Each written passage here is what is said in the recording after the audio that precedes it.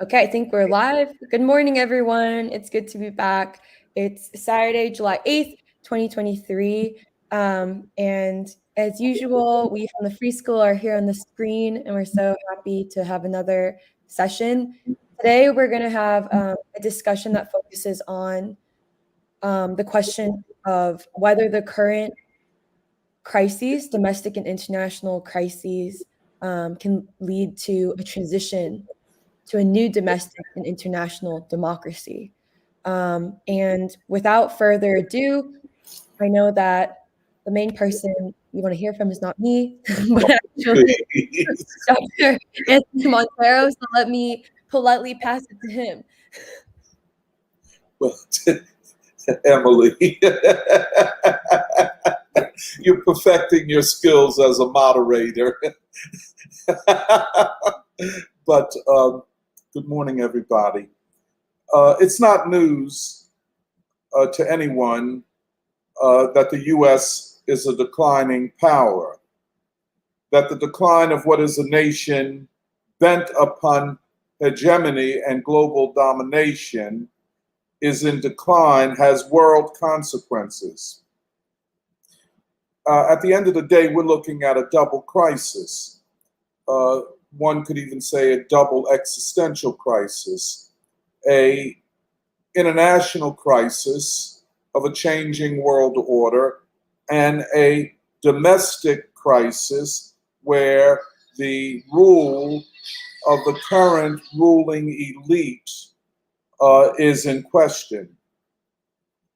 What is seldom talked about is that the current crisis is a manifestation of internal contradictions of the system of capitalism itself, especially as it was reconstituted after World War II, and of the global system that was set up, designed to resolve the internal contradictions of capitalism, what had often been called the export of contradictions to the global economy.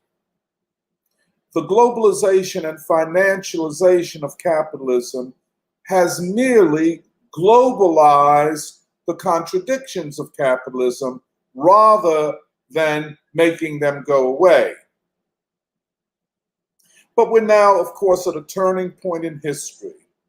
It is not enough to declare, as almost everybody does these days, that the sky is falling and America is in a crisis of decline.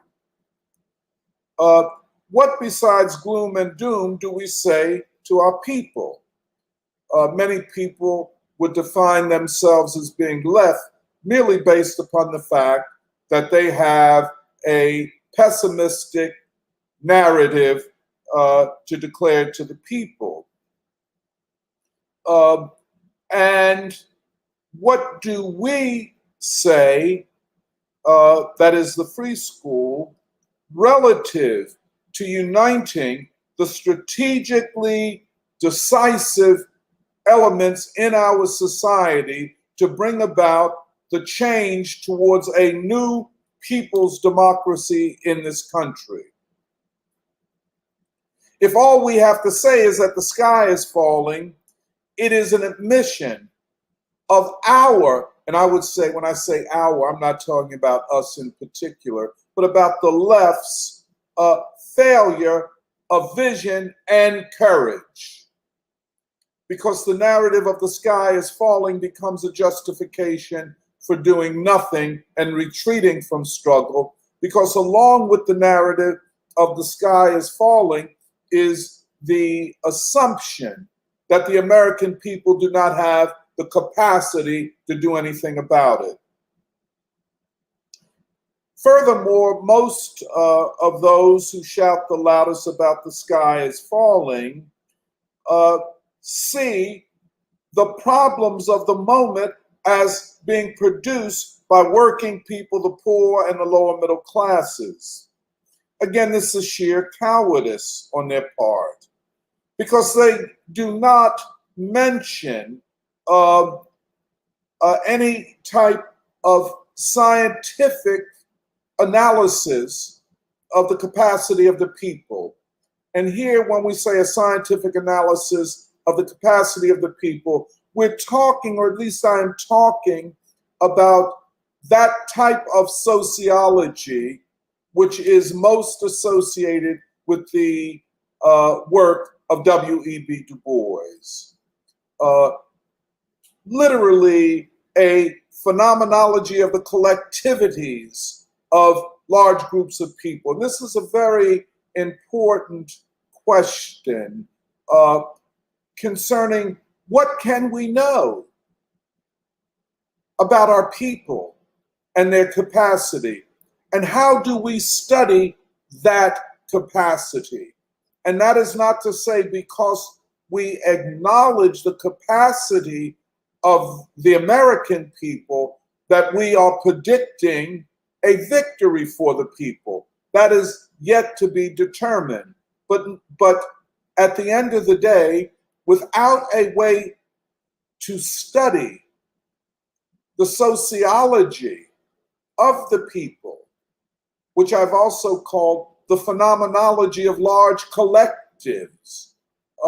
Phenomenology, again, is a concept which means the study of that which we experience and perceive. And most of what passes for a sociology or phenomenology of the people turns out to be journalistic and commentary rather than scientific analysis. And when we say scientific, I'm not speaking in a way of saying that the social sciences or sociology is only scientific if it imitates the natural sciences, be they physics, biology, chemistry. That's not what I'm talking about. I'm talking about the specific and unique ways of studying human beings. And I associate that not exclusively, but in a large way with the work of W.E.B. Du Bois, because what he did was not just proclaim the need for science, but he conducted scientific studies, especially of the American people and especially of the African American people. So that's what I am talking about. But the unscientific, in fact, pretty much anti-scientific when it comes to the study of society approach of most of the left turns out to indeed be a move towards political counter-revolution, which is to say that I'm not saying the left is marching down the street calling for consolidation of the ruling elite. They don't do that.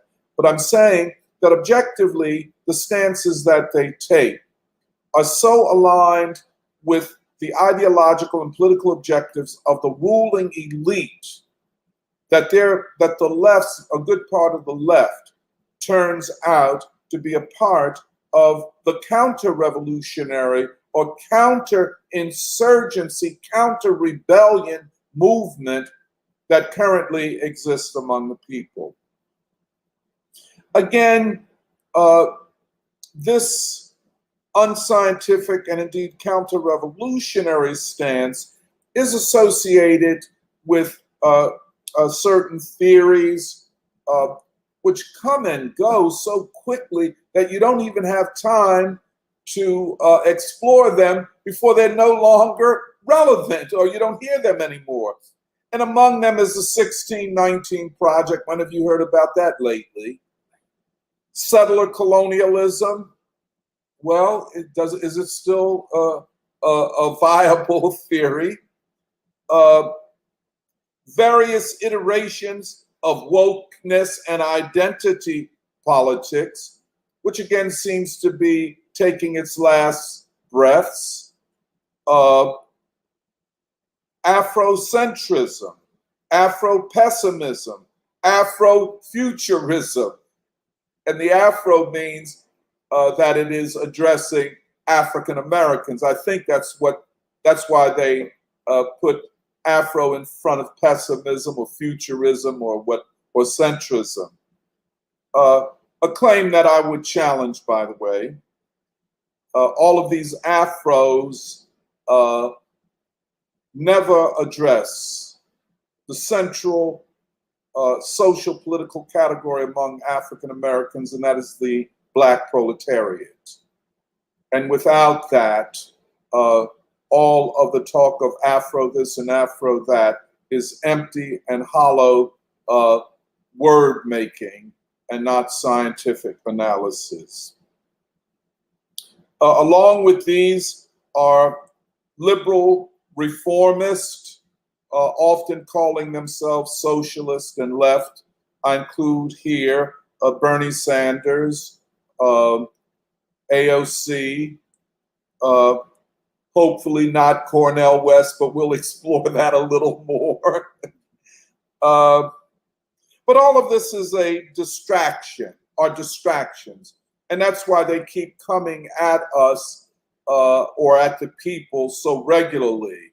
One ceases to get traction, and here comes something else. That doesn't get traction, and then there's something new. But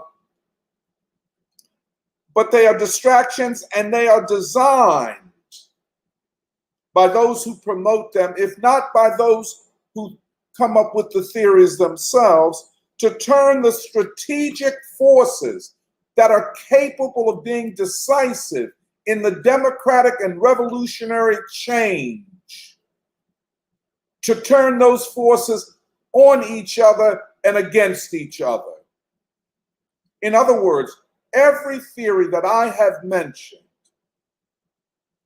objectively disunites the people, and especially the strategic forces.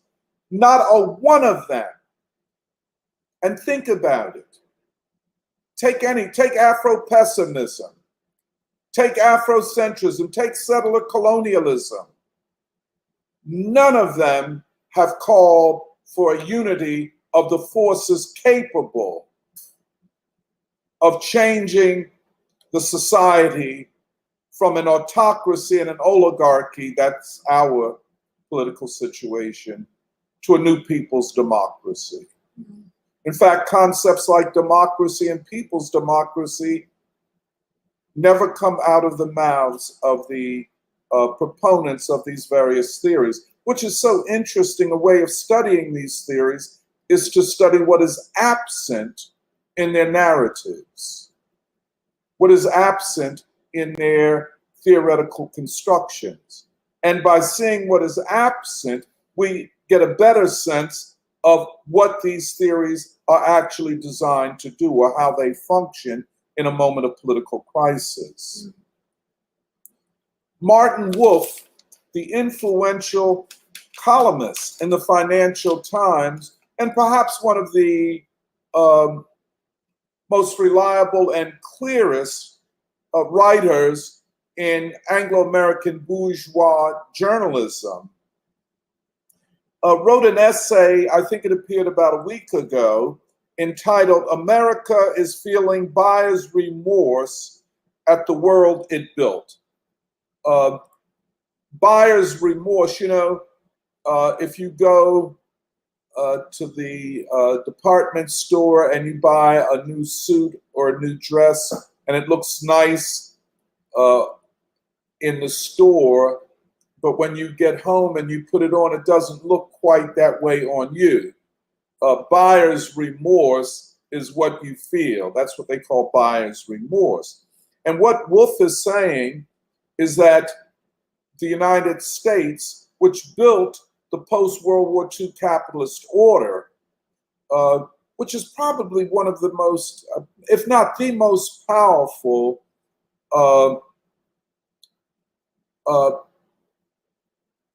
global order to sustain a system based upon the centrality of one hegemon, which constitutes a empire itself.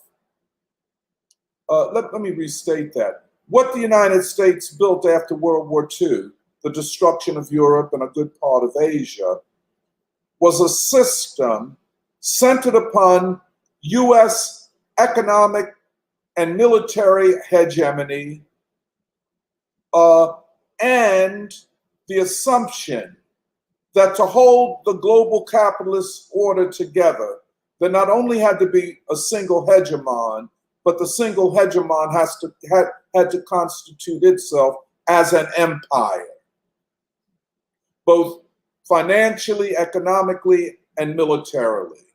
That's why you end up with at least 800, some people say 1,000 US military bases on foreign soil around the world. That is why the dollar had to be the global instrument of investment, finance, trade, and it had to be unchallenged, and on and on and on.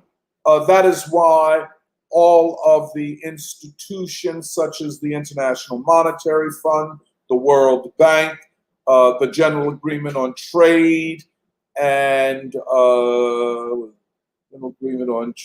tariffs, all of these mechanisms and institutions were centered upon a special and dominant role for the United States. And if you look at the IMF, if you look at the World Bank, these global instruments of finance and neocolonialism, you can see the United States is one nation, but it has 25 or 26% of the voting power, literal veto power over what the rest of the nations would do. Even as we moved forward to the 1990s, and the World Trade Organization, this neoliberal reconfiguration of an earlier, right after World War II, form of organizing the global economy and trade, the World Trade Organization became a neoliberalization of that, a reconfiguration of a previous organization of the global economy.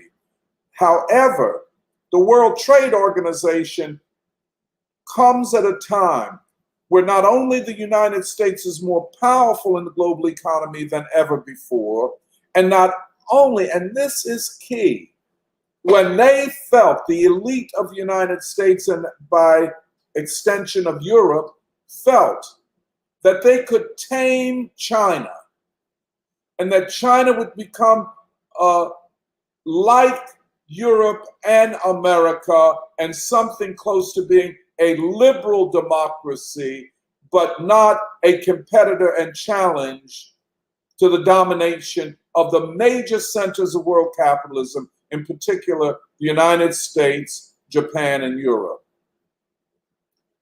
So the world, and so the U.S. felt, the U.S. elites felt that they would get a tighter grip and be in a more manageable position vis-a-vis the world and the world economy through the World Trade Organization, which is more a set of agreements and treaties between the nations of the world than it is just an organization.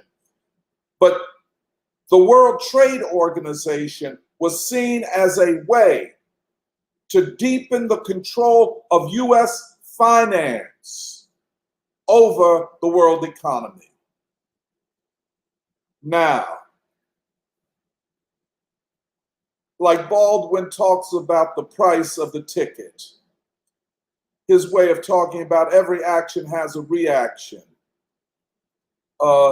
Every intention has a consequence, and all of the consequences are not intended. There are many unintended consequences. But intentionally, this new financial order was predicated upon the deindustrialization of the United States,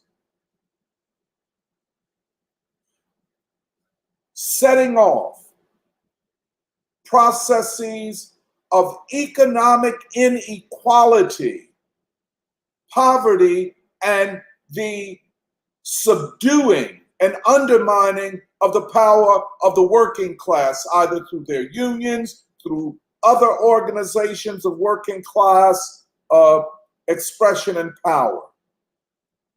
In other words, the new financial order, in contrast to what came after World War II, was predicated upon the deindustrialization, especially of the United States.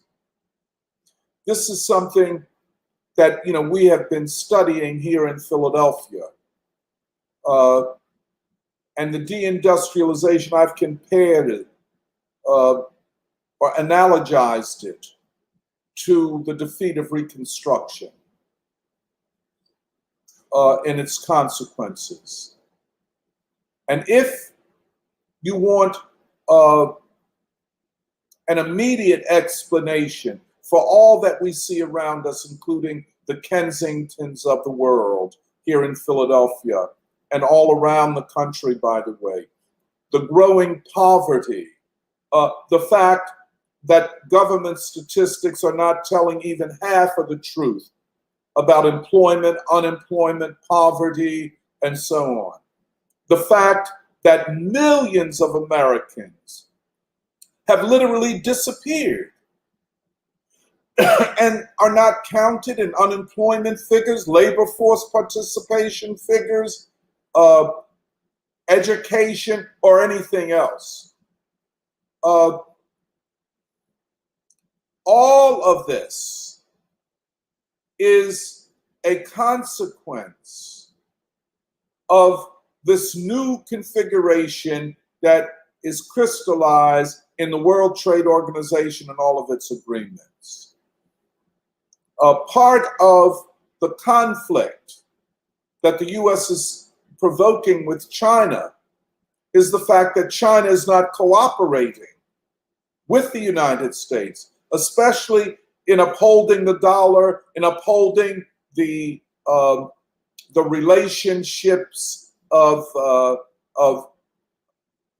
hegemony and subordination, that China is not satisfied with playing second fiddle, and that China is actively constructing new relationships, both among Asians, what some people call the Eurasian continent, but also, most importantly, what we call an Afro-Asiatic reconfiguration, a recentering of human civilization and recentering of the centers of democracy and world economic power.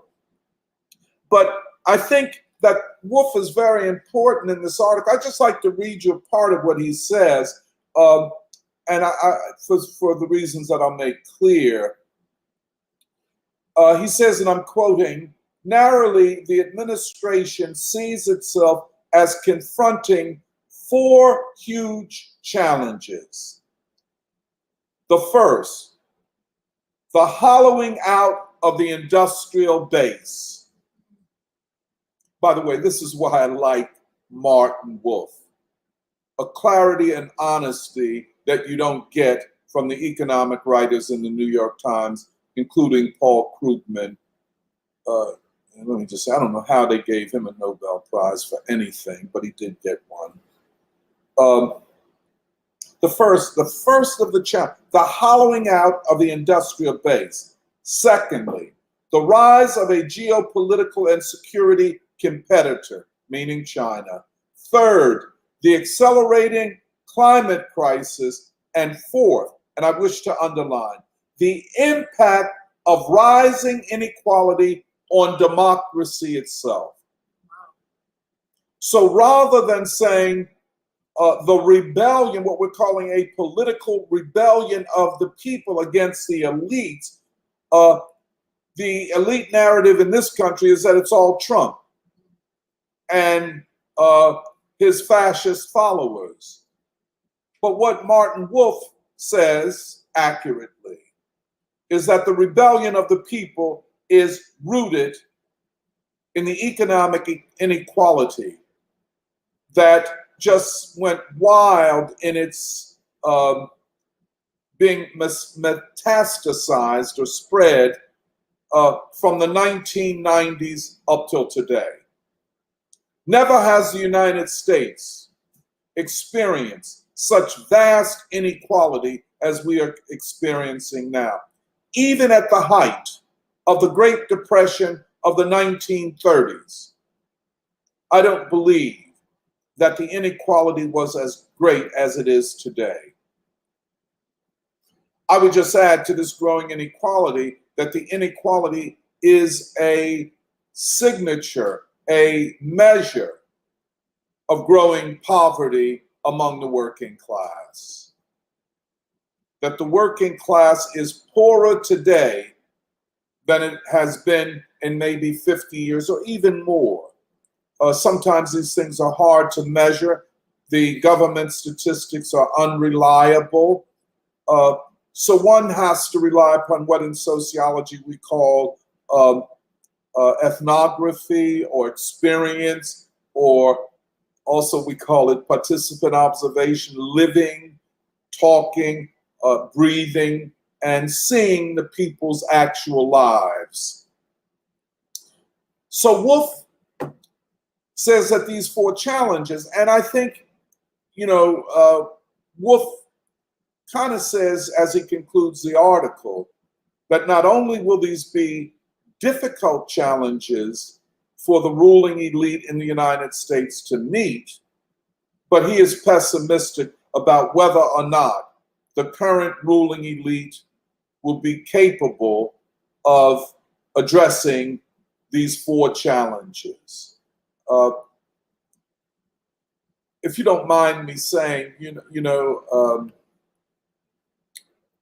we have taken many tours around Philadelphia over the last few years. I'm saying we as the Free School. And we've looked at the conditions of the people. We've looked at deindustrialization in Philadelphia, the undoing of the manufacturing base, be it in garment production, be it in shipbuilding, be it in transportation and the export and import of goods in and out of the country, the riverfront, the longshoremen's industry. And I'm certain that if people did these same kinds of ethnographies in Cleveland and Pittsburgh, the undermining of the steel industry, huge, and how the decline of the standard of living of the working class is correlated with deindustrialization. And deindustrialization, yeah, there's technological deindustrialization, not deindustrialization, but technological change. That means that less labor can do more things, more work, produce more things. But then there is intentional deindustrialization, where you uproot the whole manufacturing base of your country and reestablish it in parts of the world where labor is very cheap. And that's what they did. They did it behind the backs of ordinary workers and often with the collusion of labor leaders. This was not the Republicans. It was the Republicans and the Democrats, but more than anything, the permanent state, the permanent government, the unelected government of elites that control power in this country.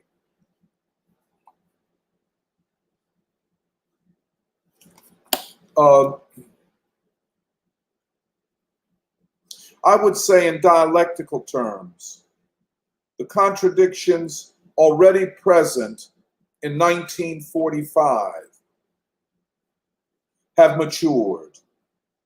They have become systemically threatening.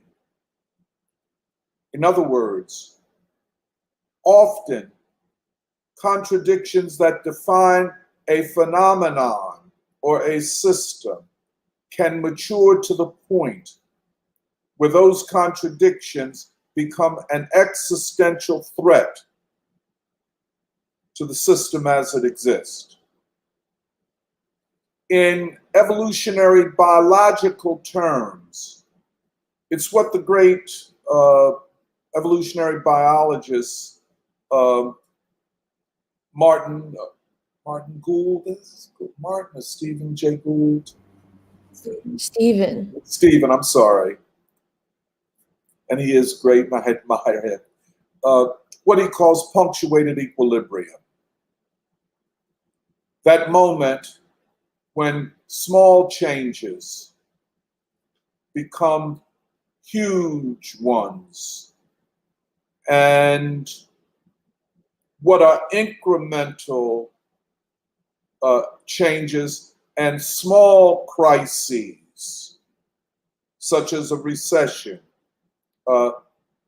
such as one might say the recession of 2008, the Great Recession, can eventuate in a certain moment, under certain circumstances, into an existential crisis that can only be resolved by changing the nature of the social and political relations of a society.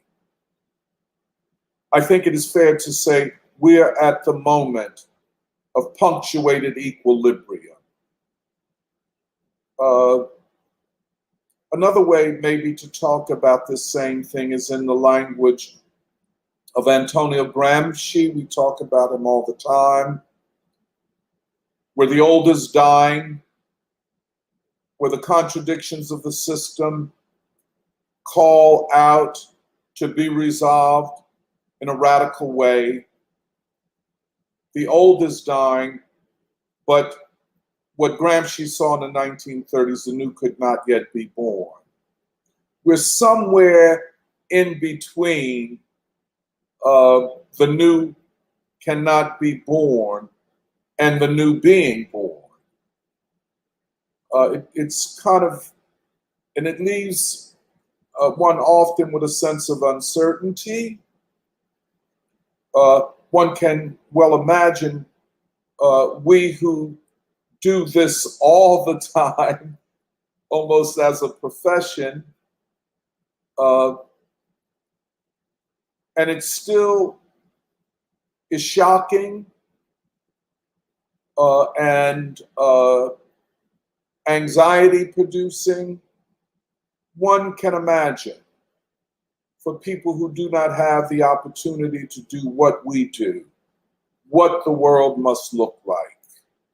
And the fear and anxiety, the emotional and mental illness, the drug addiction, all and varied attempts to escape from this reality becomes so much a part of the life world of many millions of people. I think to understand that and to then see its opposite in the rise of movements of political rebellion is what we're looking at, and I wish I'll return to that in a moment.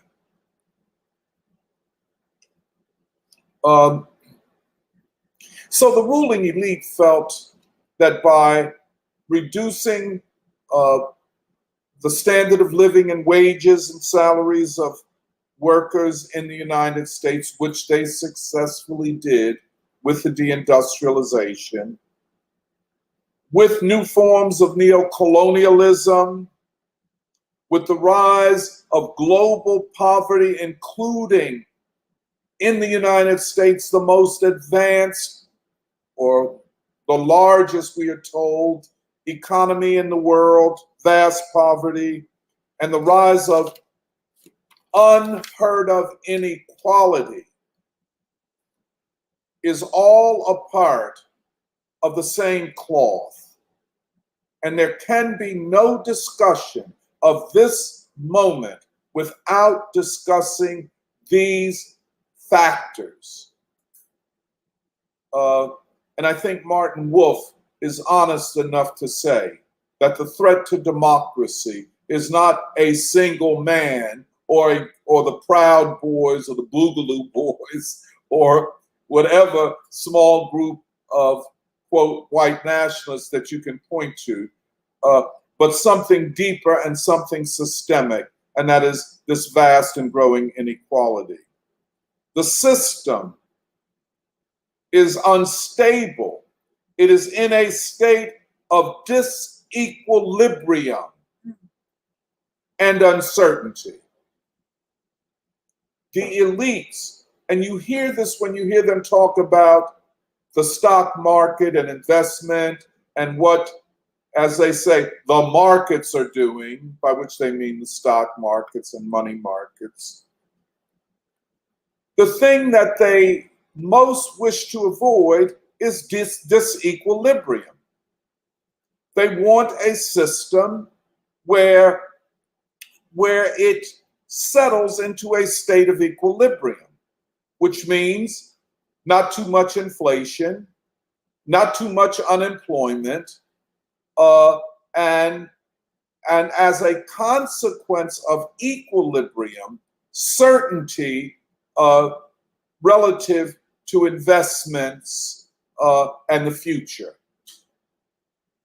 However, they cannot assume any of that at this point. I'm talking about the elite, the financial elite, and the political elite. They cannot assume stability, they cannot assume equilibrium, and they cannot assume certainty. The best bet, if you are betting people, is towards instability, disequilibrium, and uncertainty. And at its core, the central question before the US people in the 2024 elections, especially for the presidency, is, and this is what is difficult for a lot of people to see, especially on the left, which we'll come back to. The central question before the American people is a question of whether or not the ruling elite has any legitimacy.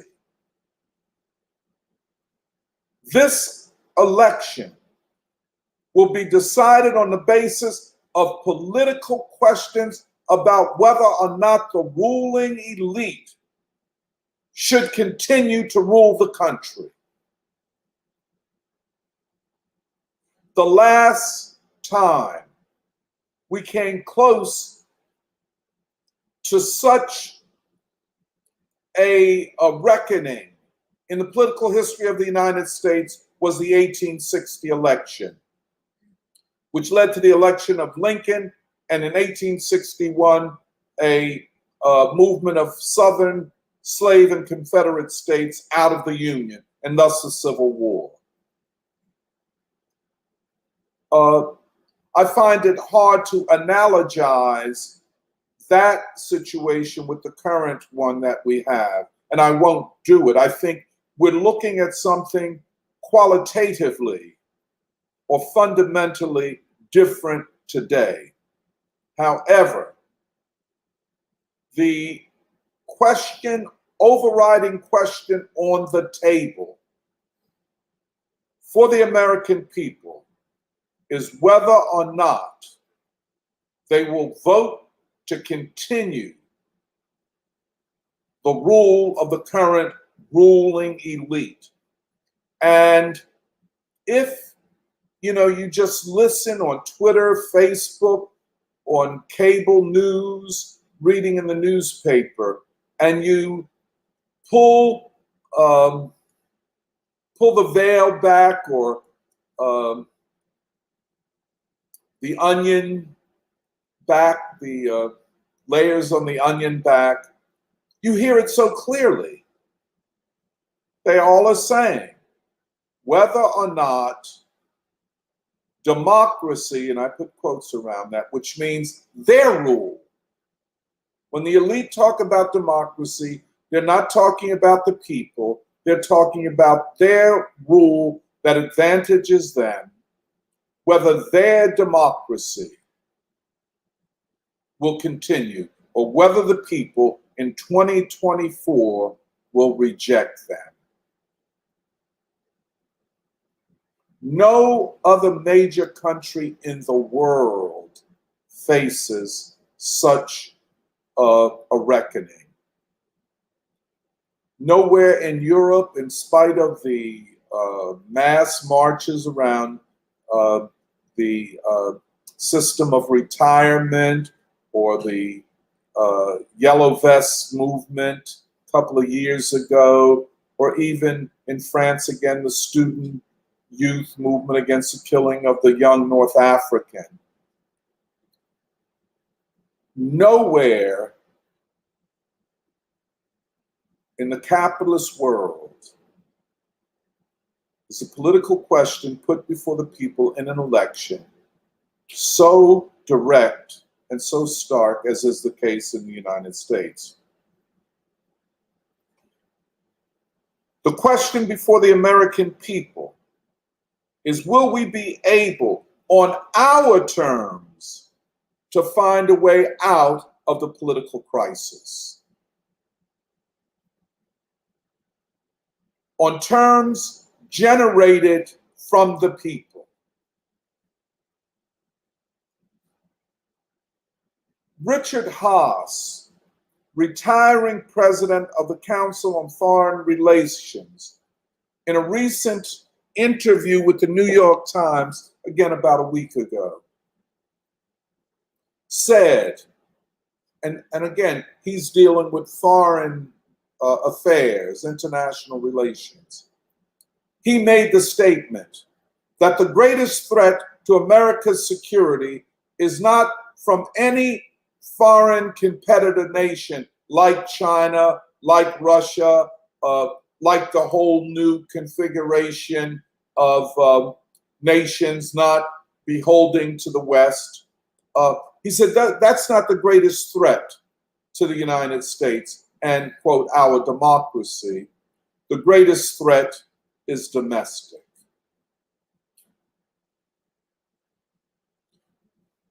You can't say it any clearer than that. The greatest threat to the rule of the current elite is the political rebellion and challenge to their rule.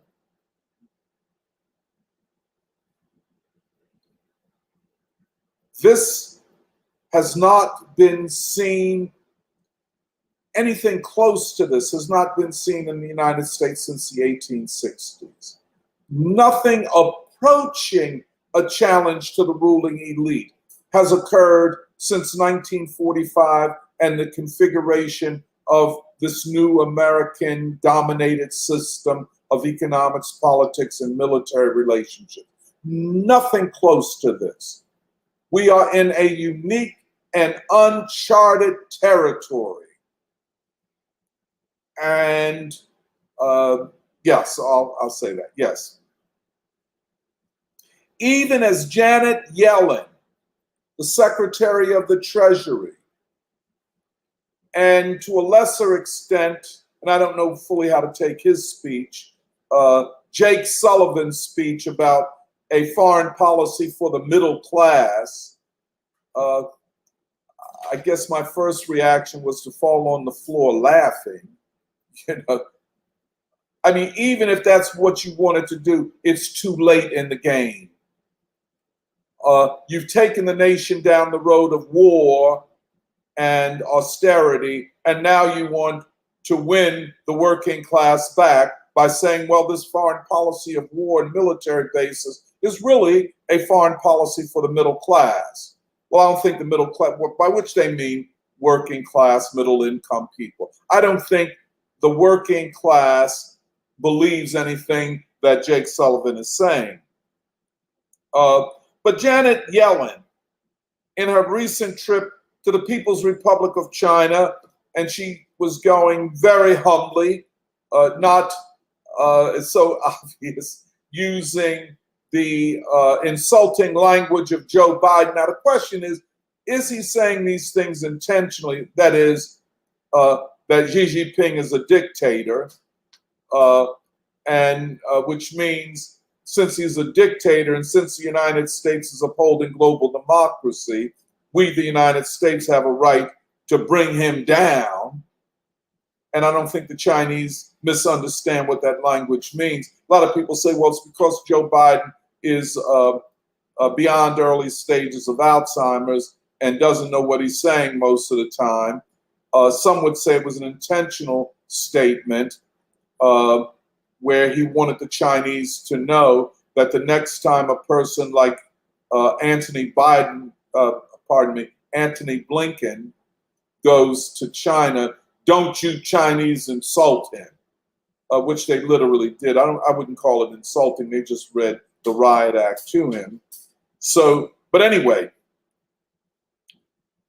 Haas says that China is not our greatest problem. The greatest problem is the internal political rebellion.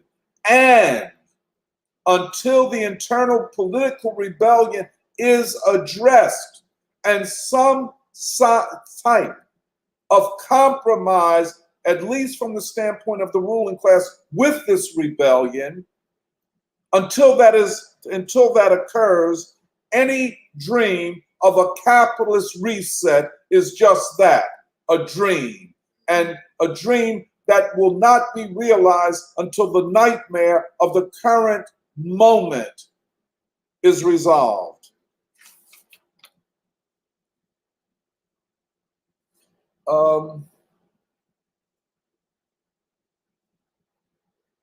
Now, always, I think, in moments like this, especially where the ideological struggle becomes paramount, those who think that you can forge a way forward out of this crisis without dealing with the multiple and varied ideas and their connection to the interest of the dominant elites and to the rising masses of people, until that is fully fleshed out, it is very difficult to talk about a way forward. In other words, ideology plays a huge role at this time, more than at any time in my life, and I'm certain at any time in your lifetimes. But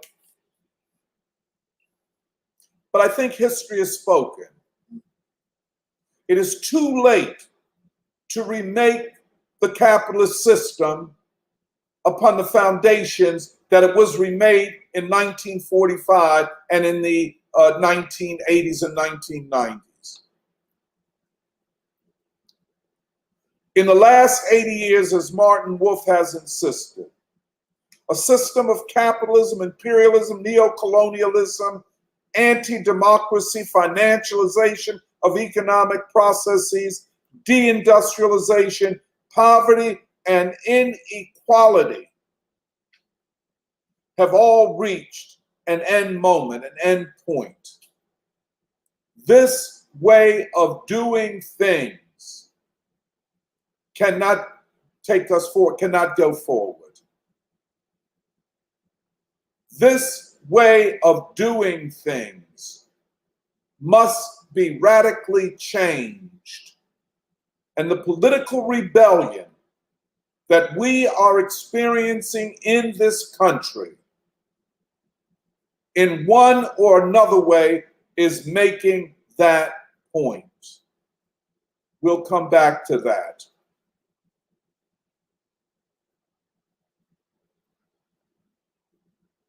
But the other side of this, and you see it in the flailing and contradictory statements and wild proposals and war talk about wars that they will not and cannot win, but nonetheless they keep threatening it. All of that indicates that the intellectual and political forces that constructed the capitalist order coming out of 1945 and being reconfigured in the 1990s, those forces have no answers to the crisis of this moment. For us in the free school, and we have tried to think scientifically, but also to see a positive way out for the people. And why not? Is it our function to, quote, convince the people the sky is falling and nothing can be done, and it's your fault that we're in the state that we're in? Is that what we should be doing? I don't think so. Our vision, our imaginary, is based upon the possibility of a human future, of domestic and global democracy, of rebuilding human civilization, and rebuilding the economy of this country, not from the standpoint of the financial oligarchy and the military-industrial complex, but to build a new economy, which I like to call a peace industrial economy. And I'd like to underline both peace and industrial, to reverse the deindustrialization, reverse the militarization of the economy, reverse the financialization of the economy, and build an economy which is rooted in the needs and interests of the people, a democratic economy, a peace industrial economy. We have proceeded from three conceptualizations. I like to restate them. One, in the struggle to achieve a new people's democracy, a new people will be born, and from this of new possibilities, the idea of a new American people. Yes, we are in a crisis, but every crisis presents the opportunity of creating something new. Secondly, that along with the new American people, an Afro-Asiatic reconfiguration of the planet and of world human relationships. Now,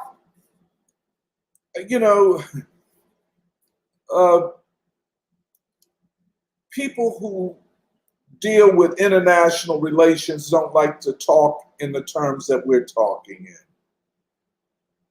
They prefer to talk in terms of great power this and this nation that, and great power competition, which helps to understand some things, but I don't think gets at the essence of what is happening. To put it another way, we're not just looking at the replacement of one powerful nation by another, i.e. replacing U.S. global hegemony by Chinese global hegemony. That is not the essence of what we're seeing. It's a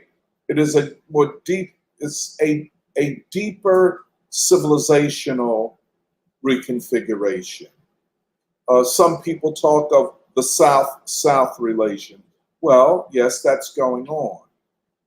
But what I think is more significant is this idea of an Afro-Asiatic reconfiguration, which does not negate Europe,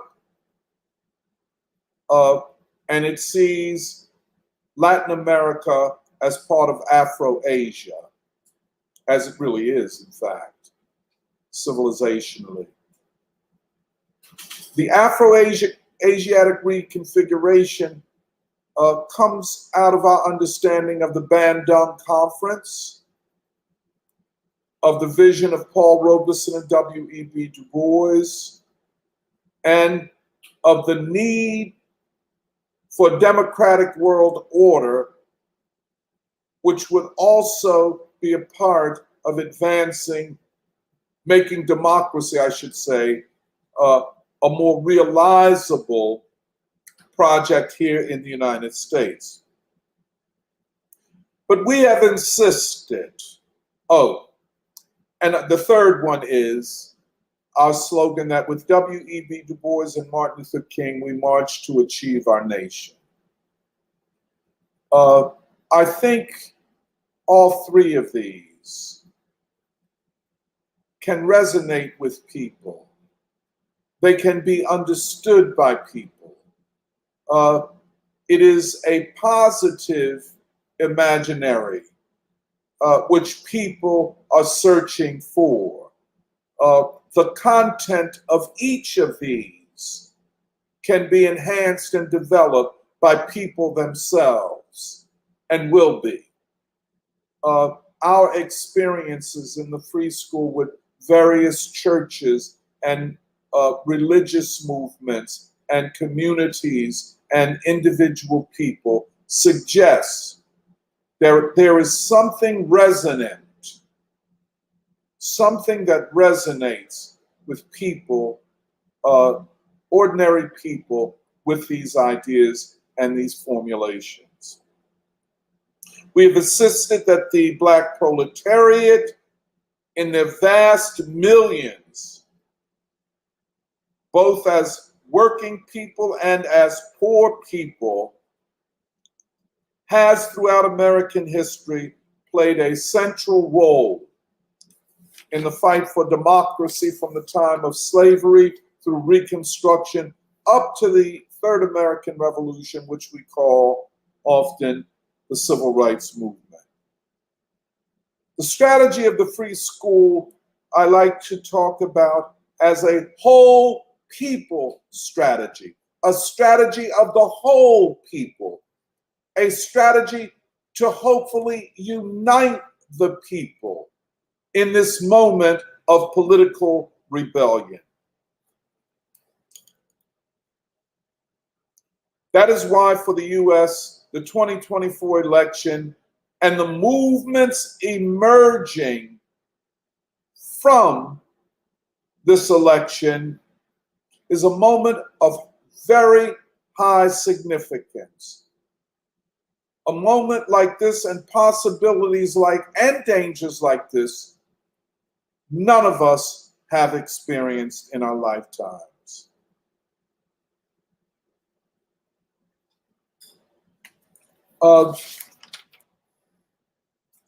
Just to the what we like to call the triad of opposition.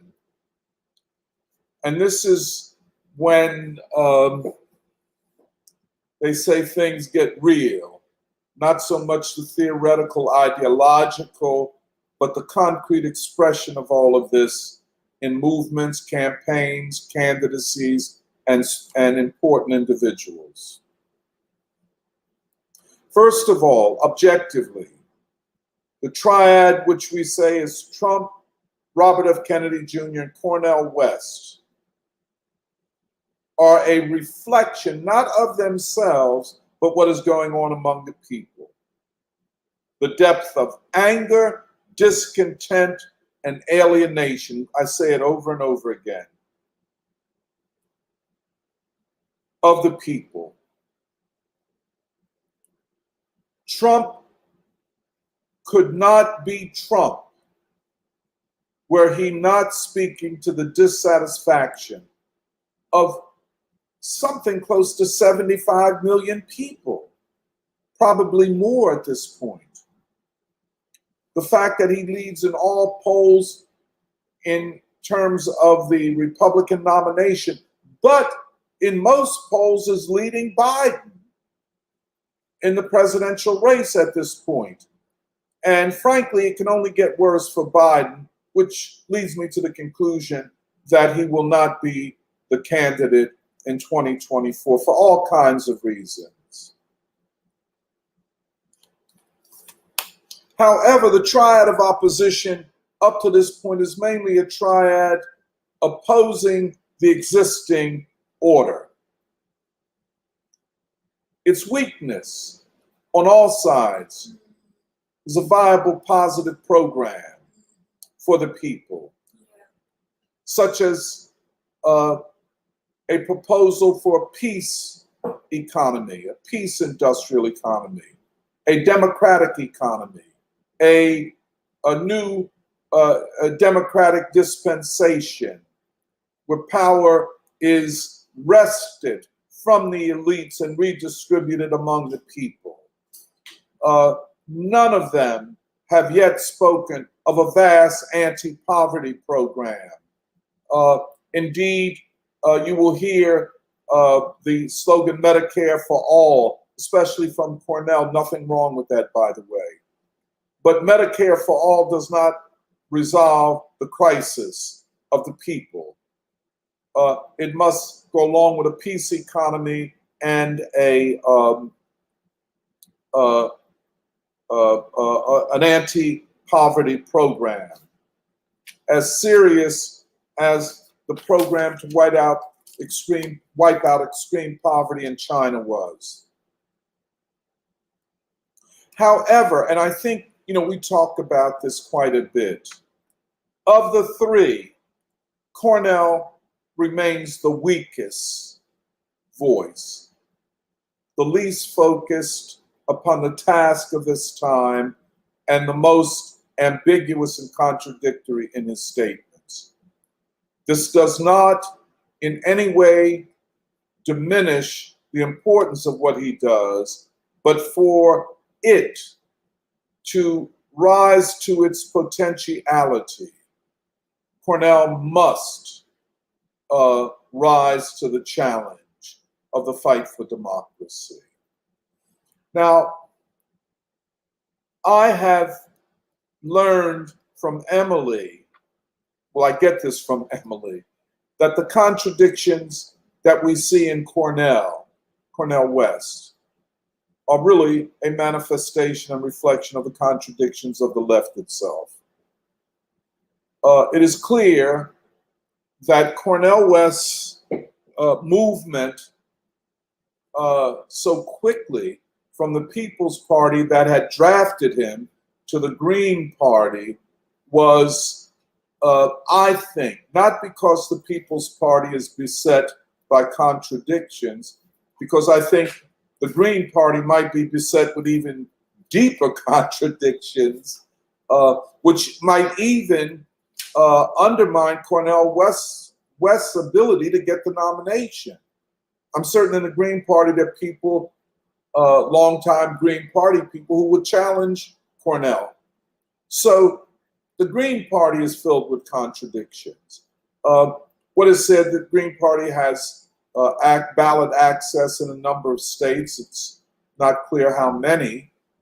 That's an advantage if the goal of Cornell's run is to get votes rather than to change minds.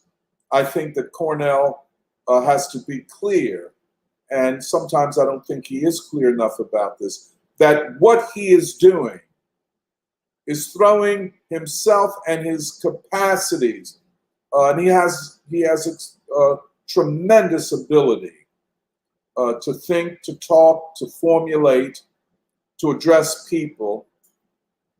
He must see what he is doing as a part of building a vast movement for democracy, something that neither Trump nor RFK can do quite like he can do it. So it is not a matter of getting votes. In fact, he has to understand that he could get a whole lot of votes and lose the people. And he could get hardly any votes and win the people. And when Cornell says he's influenced by the radical Christianity of Martin Luther King, I think he has to understand what Martin Luther King was doing. Martin Luther King changed the country without ever having been elected to any political office, right, or having even run for political office. And I think we need a Martin Luther King type person that Cornel West could be at this time. But it means dislodging himself from a good part of the left, which he thinks he has to appeal to in order to have any relevance. And I don't think that is the case. I think there are millions of people out there who want to hear what a person like Cornel West has to say, as there are millions of people, and they're always coming out to these Trump rallies in the tens of thousands, who want to hear what Trump has to say. The millions who want to hear what RFK has to say. People want to hear oppositional narratives that clarify what the real situation is.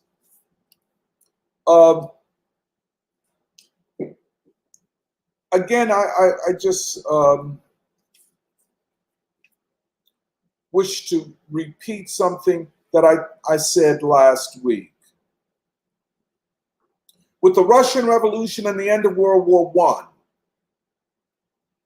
what had been identified for close to 70 years as the revolutionary left in Europe was what was called democratic socialism. In fact, the leading party in Germany and in Europe was the German Social Democratic Party. The party out of which Lenin comes was known as the Social Democratic Labor Party. In Germany, the party of the revolutionary left, Rosa Luxemburg, Karl Liebknecht, and others whose names I don't remember right off the top, they were members of the Social Democratic Party of Germany. They broke with it over the question of the Social Democratic Party supporting war funding for World War I. Ultimately, they formed something called the Spartacus League, which led to the Communist Party in Germany and the Russian Revolution. In the Russian Revolution, they renamed the Bolsheviks the Communist Party, and hence the formation of an international movement called the World Communist Movement. So we went from social democracy as the expression of radical and revolutionary change to communism as the expression of radical and revolutionary change. We are in such a moment now. So there is not a need to mourn the passing of a left that has outlived its historical usefulness. Mm.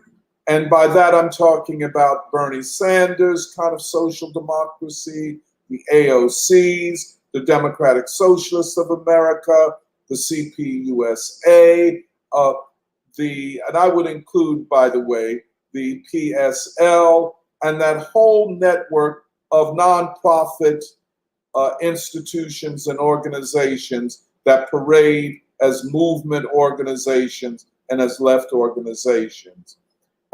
Among that complex is the army of left intellectuals, podcasters, online journals, and left commentators.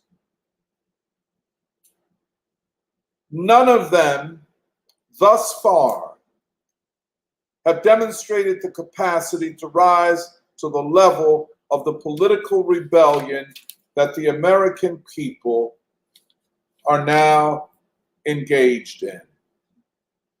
I'll just end here.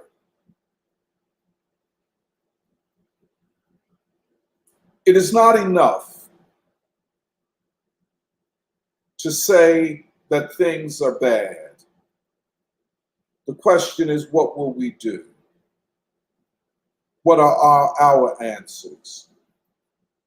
And just because we have a way of thinking about the crisis and the way forward does not mean that either things will go as we think they will or want them to go, or that we have it right. I think we do. I think we're closer to having it right than most people are. But all of this will ultimately be decided in life and on the great chessboard of history. And in that great chessboard, the ruling elite are trying to avoid checkmate. How they will maneuver, what moves they will make, we don't know. War is always a trump card for that. War as a political maneuver to consolidate power. So war is always on the table. How far they will go with this Ukraine debacle, and they are losing. Will the United States openly, along with what they call a coalition of the willing, Poland, Lithuania, the United States, maybe some other countries, Moldova, will they go militarily and put boots on the ground, American troops in Ukraine, which would mean a direct U.S.-Russia war? Will they up the stakes in the South China Sea and Taiwan Straits? Are they prepared to threaten China with nuclear weapons? All of this has to be considered. So while their hand is weak, they still have pieces to play on this chessboard. And their actions will have to be addressed by counteractions of the American people. I'll stop there.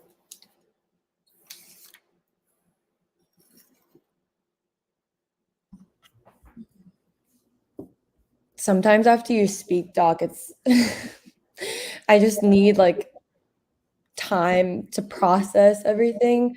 I think this Saturday's introduction that you just gave was very comprehensive. And well, I'm trying to even figure out how to respond or talk about it, because I think at the beginning, when you were talking about the crisis of capitalism, and then even giving the historical, talking about the importance of understanding the post-World War II moment when America became a single hegemon, which means you have to be an empire, like financially, but also politically.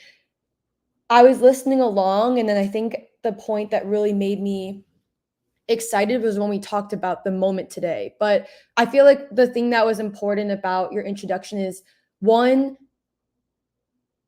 is that right now, in such a domestic crisis and as well as an international crisis, which are interlinked, it's actually a very exciting time. But a lot of people cannot see how exciting it is because they don't know how to properly assess what's going on. In particular, they don't know how to properly assess what's happening to the American people, to see the political rebellion. And I guess the things that I wanted to bring up that you had said, Doc, was like, one is not just the political rebellion, but especially how important it is to accurately see the significance of what we call the triad of opposition, but how important it is like to also properly and accurately see the importance of the 2024 election and these three people and what they represent not just as manifestations of like certain sections of the American people, but also how in a lot of ways they carry a lot of important influence. But I think what's really important is I feel like I'm still trying to put together a lot of my words, but yeah, just this thing of like the American people will never be the same. Um, and I think that's where a lot of the historical stuff you talked about, Doc, was really important to say that, especially after World War II, what the ruling elite did was purposely, deliberately deindustrialize this country in particular to make everything, to really put all bets onto uncertainty, which is a really important tool of the ruling class to not just put down the working class, but to also be able to control the world. Oh, Emily, can I just say one thing? yeah. Not after World War II. I think the deindustrialization process comes with this new financial global order, and in the 1990s, in particular, 1980s, where this vast deindustrialization becomes. That's Right. And I think starting there, though, is where, because I think it was important for me when I was listening to you, Doc, to realize the importance of that to both say that the ruling class does not want equilibrium, but equilibrium is actually like whatever you want to call it, whether you look to the Soviet Union and a planned economy, the whole point is stability. The whole point is to guarantee democracy by having a planned economy, by allowing opportunity to flourish when every person like is part of production, when every person has a place in society, that sort of thing. But just to both identify that the ruling class is avoiding equilibrium, but also to show that the political rebellion today is a result of that deindustrialization, that the ruling class shot itself in their own foot. Like there is in some ways a law of development, I think, or a law of history that when you as in the ruling class purposely deliberately deindustrialize, like you don't realize that you also guaranteed this moment today in some ways, like that you guaranteed that one day the working class would rise, like you would have such chaos, like the center cannot hold anymore. And the reason why I got really excited was because what we're seeing today, like now it's not just Trump, but what we're seeing today with insurgents like RFK Jr. and Cornel West is the floodgates are open and there's no way you're going to put the people back in the pen. Because that is the moment. Because I think even a year or two ago, we were kind of, the way we would talk about the political moment or like the moment today is, what will the American people do? But I feel like what we can see clearly, especially with the 2024 election, and that's why you have to take the triad of opposition so seriously, is because the floodgates are fucking open. Like they're wide open, and you're not going to be able to put the American people back because the American people have forever changed. In seeing not just Trump do his thing, but also to see RFK Jr. join the discussion of talking about war, peace, talking about contradictions, like why are things this way? And now you have Cornel West addressing it in his own way. And the American people will not be able to be controlled again. But what is important, and I feel like this is another thing that's important, and we said it a lot in free school, but I think it's really important to say in this context of the current moment, and also how much potential there is, like that amidst the crisis, and you see the political rebellion, that you should not see the political rebellion as something bad, but you should recognize the political rebellion as something very historically significant, like something that seeing the agency of the people come forward, but is the importance of the ideological struggle. And also, I feel like related to that is what you said. You made this point at the very beginning, but I think I would just want to bring it back, which is the importance of science, like real science. Because the way free school we're discussing this is, you can't see the moment. You can't see the complete historical significance of a political rebellion that's unfolding today. You can't see the importance of this triad of opposition. You can't see how in some ways it's like this is a moment, like this is a watershed moment that cannot be contained. You can't see all of that unless you actually, like, unless you both understand the importance of the ideological struggle, but also know real science. And to know real science is to know Du Bois, but also it's harder than ever, I think, to actually have real science or see real science or use real science to assess the situation because of fake science, which unfortunately, the left, I think, has contributed to. The crisis of the left is, I think, what you were saying, Doc, about a lot of thought that's produced, these theories that move so fast that they disappear as quickly as they came about. A lot of that is counter revolutionary science. Well, I don't even know if you can call it science, but it's counter revolutionary ideas that are meant to water down people even wanting to know real science and be able to assess the situation. But I think there's more I wanted to say, but I feel like that's also, I don't know. It's really hard for me to do justice to everything you said, Doc, because in some ways what the intro did was it both talked about the historical significance of the current moment and what it shows about the movement of the people, but it also shows the importance of science and the ideological struggle to both assess, to assess the ruling class's moves, to assess the people's movements, and then also assess your own role in the current world. And then also, I think the other thing you did was talk about free schools reconceptualizations, which is which I think is the missing, which I do think is a missing piece that a lot of people haven't made it. They haven't made it yet to that piece, which is what's the positive vision forward, and also the three reconceptualizations that free school has that you put forward, Doc, are it is us also saying that we have faith in the future. We can see the future, and us as free school, we will always both believe in and thus protect the future. And yeah, I feel like I didn't do a good job actually trying to kind of summarize what you said. So maybe other people can help. But yeah, I don't know. There was just a lot there, especially about, I think the importance of today, because, and also the importance of science, because that's also why I think it is something I worry about with Cornell West, for example, is I think in some ways the weakness that there's a certain weakness that comes from, for example, wanting to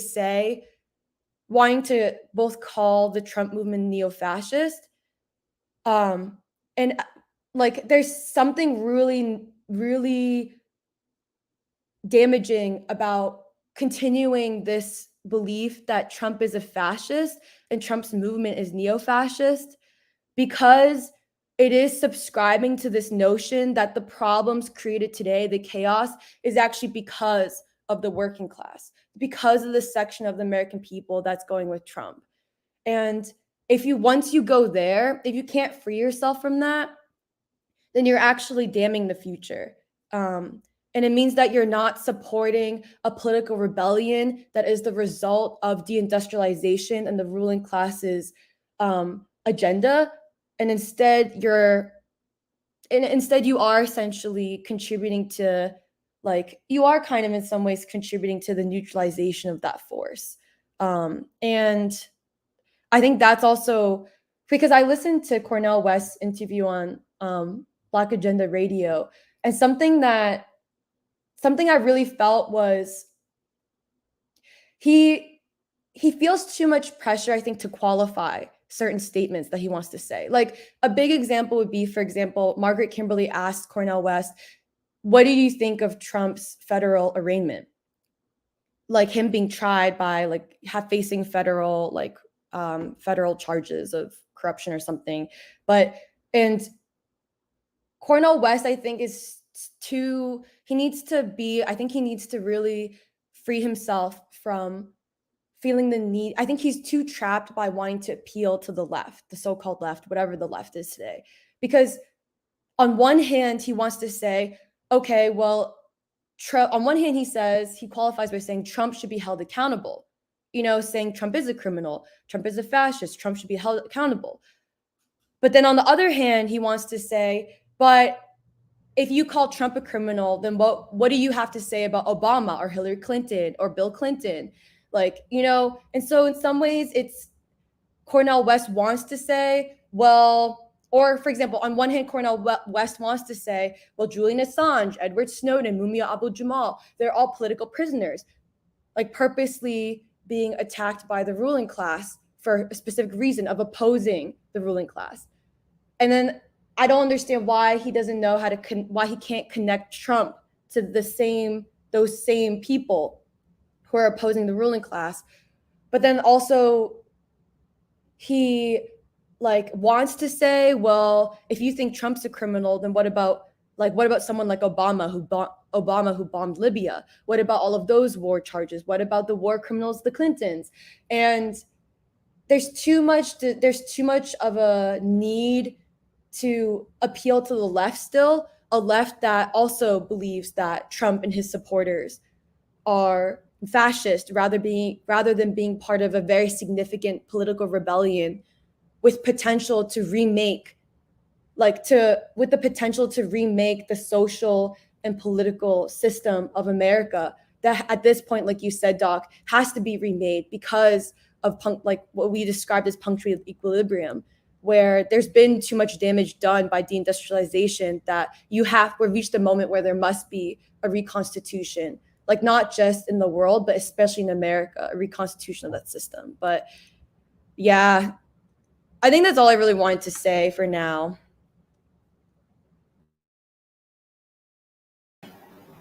Can I say something?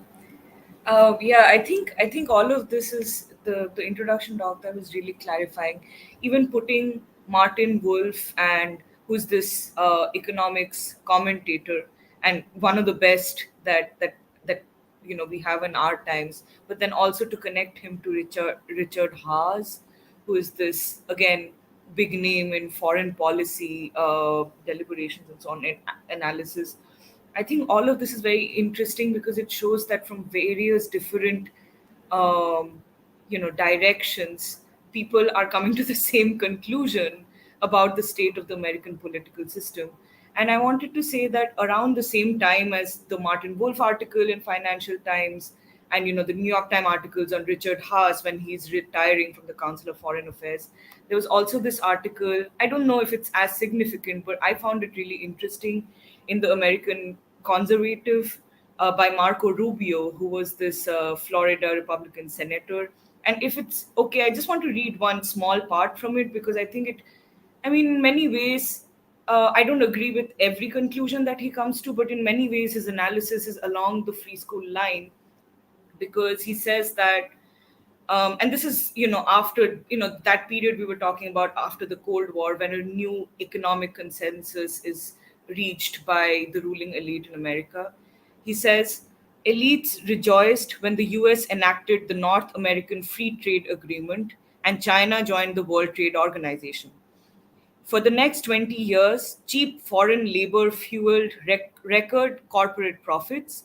In exchange, Americans were promised cheap TVs and the opportunity to retrain for quote unquote jobs of the future. Wall Street made a bundle, but working class Americans experienced a far different reality.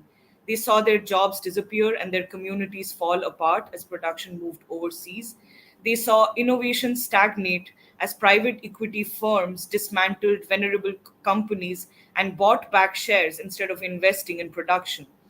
And they saw the people who benefited from the status quo use all their wealth and influence to marginalize the complainers who disagreed with them. Until 2016, that is, when a brash billionaire with no need or respect for the Washington establishment finally gave voice to the working class.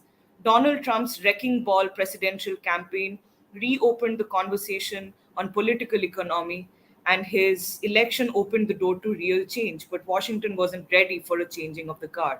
Instead, it resisted the president's policies every step of the way, and so on and so forth. So he goes on to say how there was this, the ruling elite was united in their opposition of the change that Donald Trump resisted. And this article, by the way, is called "The Post Cold War Consensus is Dead." what will take its place.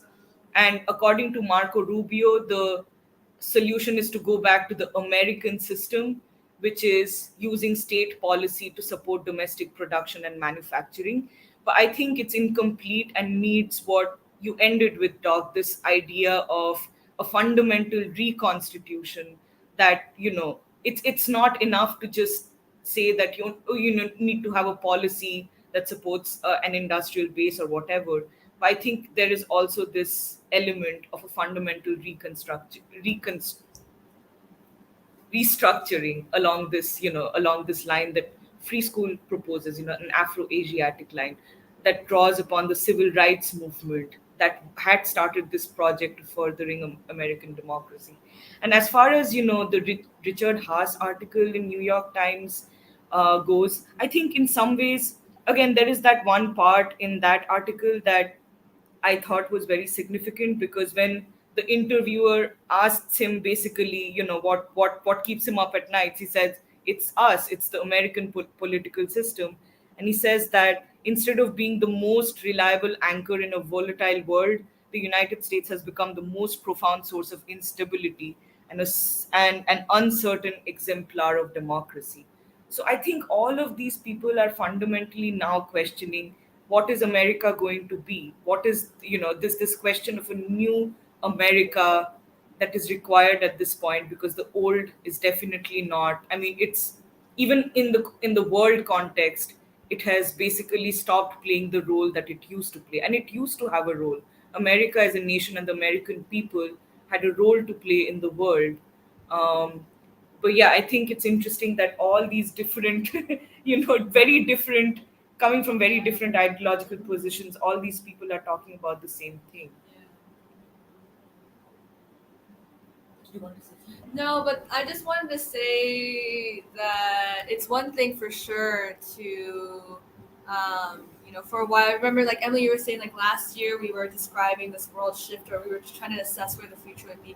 Now we're at the point where, just wanted to highlight before, but like everybody from even aspect, like council for, like there's just so many people who see the same things as we do. Can I fade? Could you talk closer to the computer? Could you kind of fade? Can't hear you all the time. Okay, well, I just wanted to say, I just wanted to highlight that it's just incredibly, not necessarily gratifying as so much as like just so interesting that so many people are also seeing what we're seeing. But that's why I'm also interested in our assessment of Tucker Carlson. That's literally all I wanted to say, just because I wanted to add one more name to the list that people that were saying, like, from the elite, or from places where, like, when they have contact with the elite and have been in that world for so long, they can step out and say to the people, this is exactly what you think is going on, in fact, but also to say that we have something special. But I'll just add one last small thing to that. Is that, this thing about Martin Wolf, no, Jake Sullivan, this speech about, a different economic direction that the Democratic Party is now trying to sell the common man on. But I was very confused by why they insist on calling it the middle class but not the working class. And Doc explained some, where this comes from. There's a historical, but what they're really saying is, okay, we understand now that we cannot ignore the working class anymore. The Trump movement has made it impossible for us to not acknowledge the working class anymore. So they are like, now we need an economy for the middle class. And then this is also what Bidenomics is supposed to stand for, bring back jobs to America or whatever, which is really a continuation of what Trump was doing. But there is no mention of a peace economy, like you were saying. It's okay, you have an economy for the middle class, but you do not confront the question of war and peace, and you do not talk about how you're going to defund the military industrial complex. How can these two things exist simultaneously? That's also something that's a huge contradiction that makes no sense. Yeah, I think the transition from a military industrial complex to an actual industrial complex is what is necessary. And this transition is not something that people like Biden are willing to do.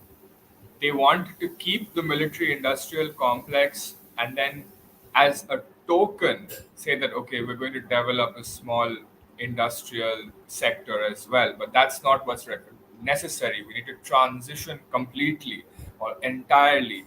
And every time we, you know, every time I go on this trip with Doc to the Navy Yard to see all of these buildings and ships that are abandoned, to see the capacity of the American people and what was possible. Every single time, then and afterwards, I start thinking about the problems of America and try to compare them to the problems that we have back at home in India, and they're very different.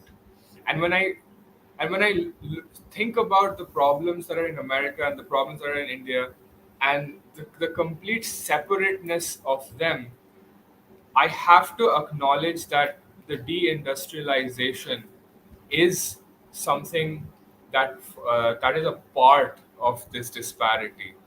Because India is a growing nation, it is an industrial nation. It's farmers and people producing farming equipment, um, builders and manufacturing. Everything is in India. And then you have America, where the entire manufacturing and industrial sector has completely vanished in that time that you mentioned, Doc, from the 1980s to 1990s. And I just wanted to bring up two things which I've been thinking about lately is that the climate crisis that the left proposes, the the documentary that actually propelled the climate crisis into the limelight or into mainstream media is this documentary called An Inconvenient Truth, which was launched in 2006 by Al Gore. And if you look at the timing, and that is actually right after America had completely deindustrialized. After deindustrializing America, completely exporting and outsourcing manufacturing to the third world, you come up with the climate crisis. You come up with this narrative that okay, now we have to get off fossil fuels, get on renewables, because we're not doing any of the manufacturing anymore, so we are not culpable. So that's where it all begins. And looking at looking at the Navy Yard and all the manufacturing buildings and all the factories that are just left abandoned, it makes me think that okay, the chronology makes a lot of sense. And the second thing I wanted to just say, bring into the conversation, is that again, when I think of India and America, the mental health crisis is also something that I feel like the deindustrialization has a huge impact on. Because at one point, when Americans were manufacturing, they were actually going out to jobs, being part of a community, um making something, hard work, hard labor, but at the end of the day, you come home and you're proud of what you've achieved. And you feel a certain amount of dignity, you feel a certain amount of pride, and that is what sustained them. And now, after we have transitioned into these quote unquote jobs of the future, there's no purpose. There's no like you spend most of your day thinking about when you're going to get off work and go home, and that's your main concern. You don't want to actually do your job because you like to do it. And that is where these instances of mental illness start to creep in slowly, because what are you even doing? But then you compare it to India and and then you can see that most of the mental illness that is basically come from the West are in these jobs of the future. Academic jobs or IT jobs or finance jobs, that is where most of the mental illness is. You never really hear about working people complain about mental illness because, well, they have things to be doing. They're really fighting to struggle and survive day to day. And yeah, these are the two things that I've been thinking about, and I feel like the deindustrialization played a huge part in both of these things. Yeah, I just wanted. Oh, sorry. Were you gonna? Oh, okay.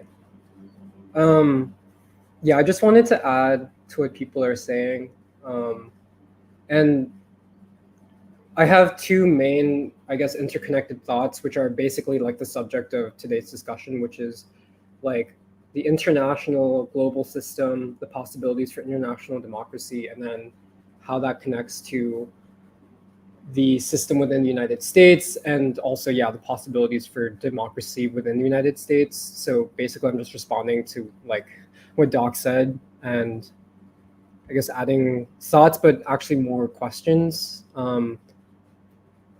I think actually what this discussion made me think about was an article I'd read a while ago, and forgive me for being the maybe fourth person to read from another article, but if it's okay. But basically, it's an article from a Chinese scholar named Yang Ping, who founded several journals, one of which is called Wenhua Zhonggang, which is basically the Beijing Cultural Review, but it's one of like the main, I think, ideological journals in China.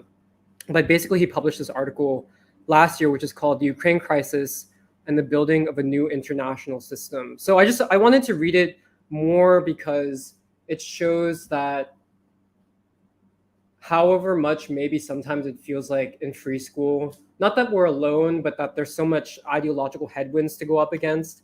I think, especially in the international sense, we are not alone in thinking along these lines. And I just wanted to read it because it raises interesting points and questions. But basically, it's talking about like what should be China's role in the building of a new international system, given the crisis of the current one.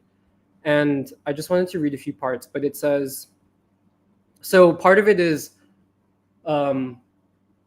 not necessarily critiquing the Belt and Road Initiative, which China has been leading, but kind of showing how the Belt and Road Initiative has laid certain foundations, but it is ultimately insufficient for the role that China could play in the world. And so it says, the creation of the new international system requires the development of a new vision, philosophy, and ideology to guide and inspire efforts to build it. In this regard, the Belt and Road Initiative's principles of, quote, consultation, contribution, and shared benefits are insufficient. While the United States today rallies the Western camp under the banner of democracy versus authoritarianism, China must clearly uphold the flag of peace and development, uniting and leading the vast developing world while still appealing to and persuading more European states to join this cause. And so President Xi Jinping's global call for the building of a community with a shared future for humanity should be adapted to the new international situation. The Chinese concept of, quote, common prosperity and common development should be shared with the world and promoted as a core value in building a new international system. And then, quote, he says, quote, a development international should be set up as an institutional entity to create a new global system. Unlike the Western alliance mechanisms such as the Group of Seven or G7, NATO, which are dominated by a minority of wealthy countries, a new global system must address the fundamental issue that the overwhelming majority of the world faces, which is how developing countries can be more effectively organized under the principle of non-alignment. Loosely organized and non-binding initiatives such as conferences and declarations are thus wholly inadequate for this task. Therefore, an international mechanism such as, quote, a development international should be promoted and constructed to drive more powerful organizational action and to develop networks of knowledge and culture, of media and communication, of economic cooperation, as well as other projects. In a nutshell, forms of organizational action under the mandate of peace and development should be established and experimented with. And then he continues saying that basically for the past couple of decades, China has traveled a long way down the road of globalization and benefited from it. Reform and opening up has become bound up with the Chinese people's basic interests. For this reason, it is neither desirable nor feasible to give up the benefits derived from participating in the current system. But this by no means negates the urgent necessity of preparing for the threat of the US-led Western alliance sabotaging the present global system by acting unilaterally. The development of a new international system and the active participation in the present system are two processes that can be implemented simultaneously without conflict, in which the two systems are bound to overlap and interpenetrate each other. When the quantitative changes accumulated by the new system begin to transform into qualitative changes, a brand new world order will naturally emerge. And so part of why I read this is because I think when you talk about the like a global system, and especially the one that the US led after World War II in creating, it basically supposes a system, whether it's an official system or a de facto system, of a global state in order to enforce that system, right? And I think you've talked about this, Doc, before, where you can look at the United States as almost like a global superstate, right? And I think part of what I'm interested in is this question of, if we are moving towards a new global system, a new international system, does that mean the emergence of a new kind of, if not a global state, a kind of new kind of global governance? And what will that look like, right? Because, and this is how I also connect it to the domestic situation, where, as many people, like talking about industrialization, the initial premise and foundation upon which the US was able to establish, first of all, its global hegemony after World War II was its industrial might, an industrial superpower. And that was the basis upon which the US could go out and basically strong arm Europe into becoming like more or less subordinate to it, and also to wage wars endlessly around the world, and to basically be like, we are the new superpower because we are also an industrial, like the leading industrial superpower in the world. And then, yeah, like ironically, or even just because of like how, I guess, dialectical contradictions work, that's that very thing which enabled the United States to become the world superpower was a thing that it basically then outsourced to the rest of the world through industrialization, right? And so like that thing which enabled the US to become the global hegemon and this kind of super state, is like that thing is fading away and is basically being, yeah, like destroyed or kind of outsourced to the rest of the world. And so what you are left with is a United States which is no longer like an industrial superpower, but is still in some ways like this global hegemon, this global superstate, this imperial power, in which the only ways that it can actually still enforce that are basically through like ideology, like waging war. But even that is faltering. As many people know, like the US recently, or the Biden administration recently decided to send cluster munition bombs to Ukraine, which are basically bombs that have a high likelihood of, like, they release a lot of like mini bombs, and those mini bombs have a high likelihood of not exploding.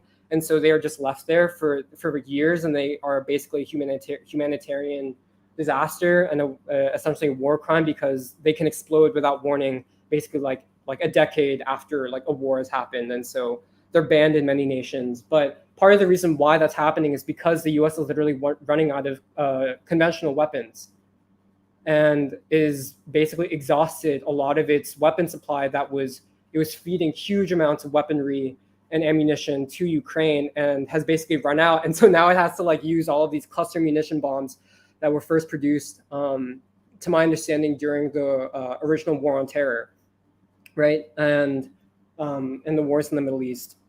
And so like that itself is part of like a sign, I guess, of like the deindustrialization, what that's actually meant in terms of even America's own capacity to exert itself as this imperialist hegemon. And I guess, yeah, Kathy brought it up, but I guess the question that I'm also the most interested in is, yeah, still, I guess as a result of that, like the domestic situation, and essentially, yeah, Kathy brought it up, but there was a interview between the British comedian and commentator Russell Brand with Tucker Carlson, which was Tucker's first interview after leaving or being fired from Fox News. or having a show canceled by Fox News. And yeah, I really encourage people to go watch it. I like just watched the highlights of it, which was like 12 minutes on YouTube, but the full interview's on Rumble. But part of what they talk about is basically the fact that like Tucker makes a point, which is that the most important thing that Trump has been able to do is to raise this question of war and peace completely in opposition to the consensus of the ruling class in Washington, and to raise this question of war and peace for the American people to actually hear and to discuss and to decide on their own terms. And Tucker's like, more than anything, that is the most important contribution that Trump is making. And he also talks about RFK Jr. in the same light. And basically the two of them are discussing how did this new populist movement emerge? How did this new political rebellion emerge, this populist rebellion emerge, and what are its kind of dynamics? What will it mean? And Tucker basically makes the point that, like also what Trump was able to do was to unleash a new populist movement. And that is essentially the changing of the political landscape of the American people. And ultimately the changing also, you can understand it as the rupture and changing of ideological relations among the American people themselves, right? But that Tucker's main thing is that he's like, what I have seen is that Washington, the elites, the ruling class in Washington has been completely unable to understand those changes and to respond to them and to change in accordance with them. And basically, he doesn't say it in these terms, but he's like, this basically means that the ruling class in the United States will meet a very ugly end, right? So he's basically referring to like the possibilities of like a revolutionary change. And so part of my question is, I think I'm still trying to piece together, if we have this understanding of like Trump, RFK Jr., Cornel West as representatives of and forces that can bring together this kind of populist movement, this new political alignment, how does that actually translate then into the kind of a new understanding of how revolutionary change can happen? Because part of the, I guess, what comes to mind with even discussing the collapse of the current iteration of the left is that with the existence of a left basically is sorry, I know I'm going on for long, but this is like the core of my question. But the existence of the left basically relies upon or draws upon principally the experience of the Russian Revolution, right? And part of the dynamics of the Russian Revolution were, as Lenin was able to see in a very clear and very profound and a very creative way, and to actually act in a political context, but to be able to evaluate something like the emergence of the Soviets, right, as the emergence of a new possibility of ultimately state power, which is wielded by the working class. And I think in many ways, whether it's, this fixation on, we just need to establish the right kind of left party that can act on behalf of these existing, almost nascent, emerging, like dual power, like other kind of state power that would emerge, like basically the left has kind of been trying to do the same thing over and over for the past century, especially in the United States. And part of my question is the strategy for, I guess, people who are concerned with revolutionary change and with the achievement of a people's democracy, how is the strategy actually changed for this context in the United States at this time? Because I feel like what we're looking for is not exactly something maybe exactly like the emergence of literally Soviet councils that would be like a competing state power to the existing federal government. But I don't actually know what then is how we understand that path towards revolutionary change. Does it mean basically a people's movement which sweeps into the existing state apparatus of this country, or is it something different? How is it going to look? How are these people's movements actually going to translate into something that would look like an actual revolutionary change, especially as it relates to the state itself? in reference to what have been the past examples of basically like revolutions led by communist parties, like in Russia, also in China, stuff like that. Because the last point that I wanted to say is that part of what's so exciting, and I agree with everyone on this, like part of what's so exciting about this moment is that it is like the changes in the world and the changes happening amongst the American people are things which will produce new political formations, but also new methods of struggle, new methods of doing politics, similar to what we saw with the civil rights movement. The world, the revolutionary changes taking place in the world at the time of the civil rights movement, the freeing of Africa and Asia from colonialism, the defeat of fascism by principally the Soviet Union, all of these things, basically, people like Martin Luther King Jr. and other figures in the civil rights movement were able to absorb those changes happening in the world and also to sense the possibilities within the United States and to innovate, develop literally brand new methods of revolutionary struggle that had been first tested in India, but were further developed in the United States with nonviolence. And so part of what I'm excited about, but also what I don't know is like, what is that going to look like in this time? Because I feel like we've already seen, even in free school, we've seen glimpses of that, glimpses of like what new political formations, new political relationships, but also new methods of revolutionary struggle, what those might look like. But I don't know if they've been fully developed yet by the people, or it's almost like they're in the process of being developed or emerging. And so, yeah, I know that, sorry, I know I said a lot, but this is what I've been thinking about in relation to like what Doc started with and I guess like the topic of the conversation.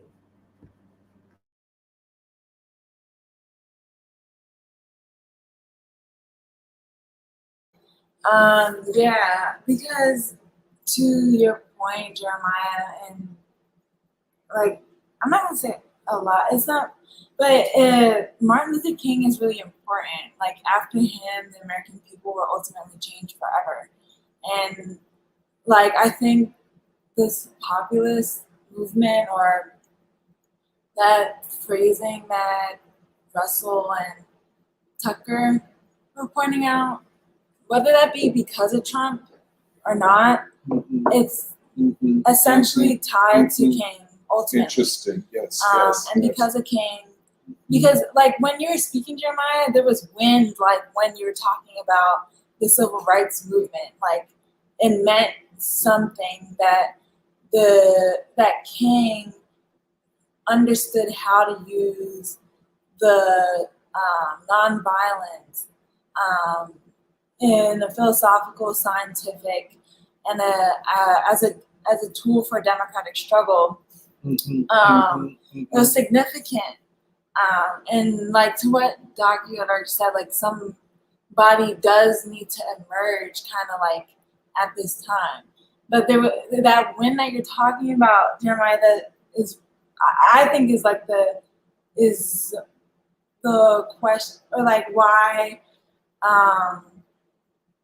and I think Kennedy is the person who was stated outright where he came from, why any of this moment is also emerging in the first place. Like we can make sense of it because of King, we can make sense of it because of Du Bois. But yeah, just in regards to the question of the people and where they're at, you can't understand the people without King. And in the same way, in an ideological and a scientific sense, the way people relate to each other, I think is also important and can't be also understood without King. And I just wanted to say that because the crisis of the left and the failings of an actual left is due to people who want to disunify the working class people, disunify the American people, make the ideological struggle harder to understand than what the ruling class is already making it to be for people. And also decentralize what the ideological struggle is, which, as Emily also said, like, the point of the ideological struggle is to be able to assess the moment, to see where we're at, to understand the moving pieces for the chessboard. And with so the thing about the left to me is also a question about how the left would see the civil rights movement and see King. And so that's like, it was interesting because I was watching Glenn Greenwald. I think it was his video on Endless Wars, like his most recent one. And he talked about how Ukraine was coming after Afghanistan and how it might be a more significant than just another war that the state or the imperialist American state is also doing, but that in its particular time and moving almost away from Afghanistan, do we go to Ukraine to continue this endless war system of control, and then tying that to, kind of like brinkmanship with Russia and like nuclear war and things like that. And then he talked about how like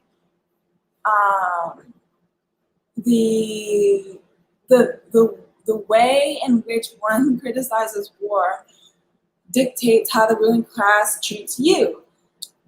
The ruling class will put you down, will censor you if you are anti-imperialist wars. And he tied that to how the King's speech against the Vietnam War, and then quoted it as Glenn Greenwald in a tradition of not only trying to see the world in the right way, but that he was basically asserting that like King, he is in the same vein that King is in standing against the Vietnam War. I'm against imperialist wars. I'm for the development of the American people and things like that. And I was like, what? I was like, dang, I'm like, just do it, like go for it. Like it was really inspiring to me and I felt really close to him in that moment, just because of how much we look at these people or look at King. But I just think that King is essential to the American people today, and I felt really close to him in that moment, just because of how much So I just wanted to mention that because as like a part of like the puzzle, I guess, and a part of like what we're going to do, like with how we're thinking about the future and what events we might put on, is the centrality of King and all of this and how it ties together the American people. So yeah, the other thing that makes me think about is why the ideological struggle is important and the moral and emotional capacity of the people today. And King like brings that out of like everybody. Like everybody everybody loves King. You can't really go really wrong with that. There's what you're saying, Jeremiah. The value system, the philosophical and creative wells that King, not just him himself and what he writes and things like that, but the movement that extends out of his center, what they produce is also still palpable. And it means a lot, especially for the damage that we're also talking about, the deindustrialized regions of the entire America, throughout all the cities. And that is still the strong, like within the deep heart of people. Like I can still go there and feel like there's something to fight for.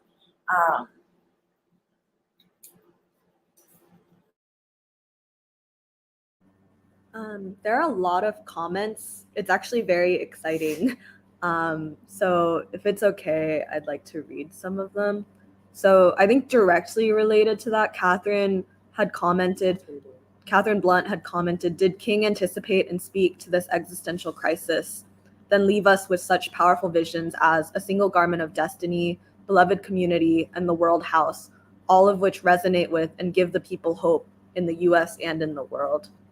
But okay, a lot of people said good morning, Philip, Ryan Wagner, Rajan Strong, people on YouTube named Sci Socialism Econ and Future Homestead.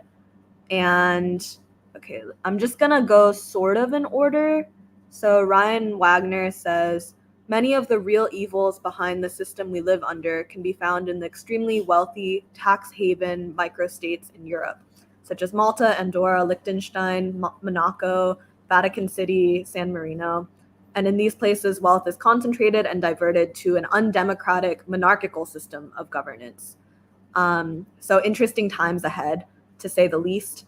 Pastor Keith says, greetings, fellow travelers. We stand in solidarity with you.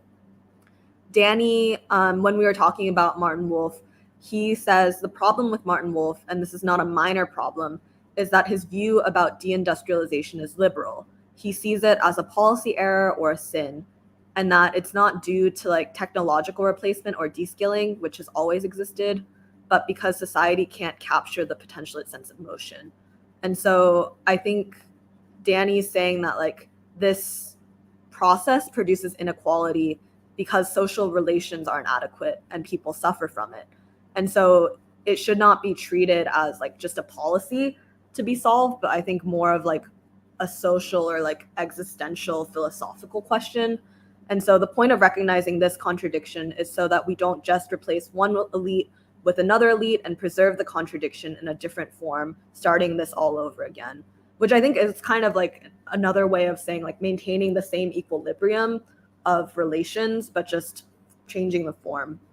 And so Danny says, I think industrialization, this form is self-contradictory because it leads to deindustrialization. But I think part of what we were saying with like Martin Wolf, Haas, Tucker, all of these people is that if you start from the basic place of like scientific observation, you have to admit that this is a very unique moment of crisis. And I think people diverge in this current moment of like basically what is to be done. Like what's the method of actually solving the contradiction, or what is the purpose of addressing this moment of crisis? But I feel like the thing of like the scientific versus unscientific way of progress is that either way, I think it means something that people from all of these vastly different ideological positions, whether you're liberal, conservative, like left or right, like you have to acknowledge that this is a very pivotal, I think, point of history, and one that I think also from previous free school discussions, we've said that like the people are in basically the best position that maybe they've ever been in to actually address it rather than it being outsourced to an elite problem. And then there's this question by Future Homestead. How should we make reindustrialization compatible with the climate crisis and in recognition of the limits of extraction of natural resources? And there's sort of a conversation where Ryan Wagner responds, I see the primary contradiction of previous industrialization processes was their tendency to operate with a human's overpowering nature quality, instead of an industrialization process that is symbiotic to Earth systems and their long and short-term processes, which I think is also kind of related to what Danny was saying about just a cycle of industrialization to solve one surface level problem, but not actually thinking about what the purpose of it is. And then Layat Betra says, he's quoting something that Doc said, which is, there's no need to mourn the passing of a left that has outlived its historical role and usefulness. And they say, I'm a newcomer to the Saturday Free School, and I just want to express my deep gratitude to you all for cultivating a worldview that puts hope for a human future on a resolutely scientific basis. And Christopher Romero says, what Doc and Emily said reminds me of the saying, it is not enough to be against something, you must also be for something. And Alan Yates says, BlackRock and Vanguard own everything, including each other. The rest is owned by State Street or something like that, maybe Cornerstone. Either way, there's no such thing as real competition. It's all controlled by the elite families. And Larry Finks invented Aladdin the computer with AI 23 years or more ago. He taught it the market. It knows what we buy, where, and how many. Understanding the market, advertising, and trends. It can do millions of transactions a second, and nothing else has managed to compare or compete with it. Every government is an unlawful corporation owned by Westminster City State London, Illuminati's theater for unlawful corporate enslavement, New World Order, cabal, Freemasons, deep state, swampsters, drain the satanic swamp system of worldwide management. And then, charges against Trump are nothing burgers.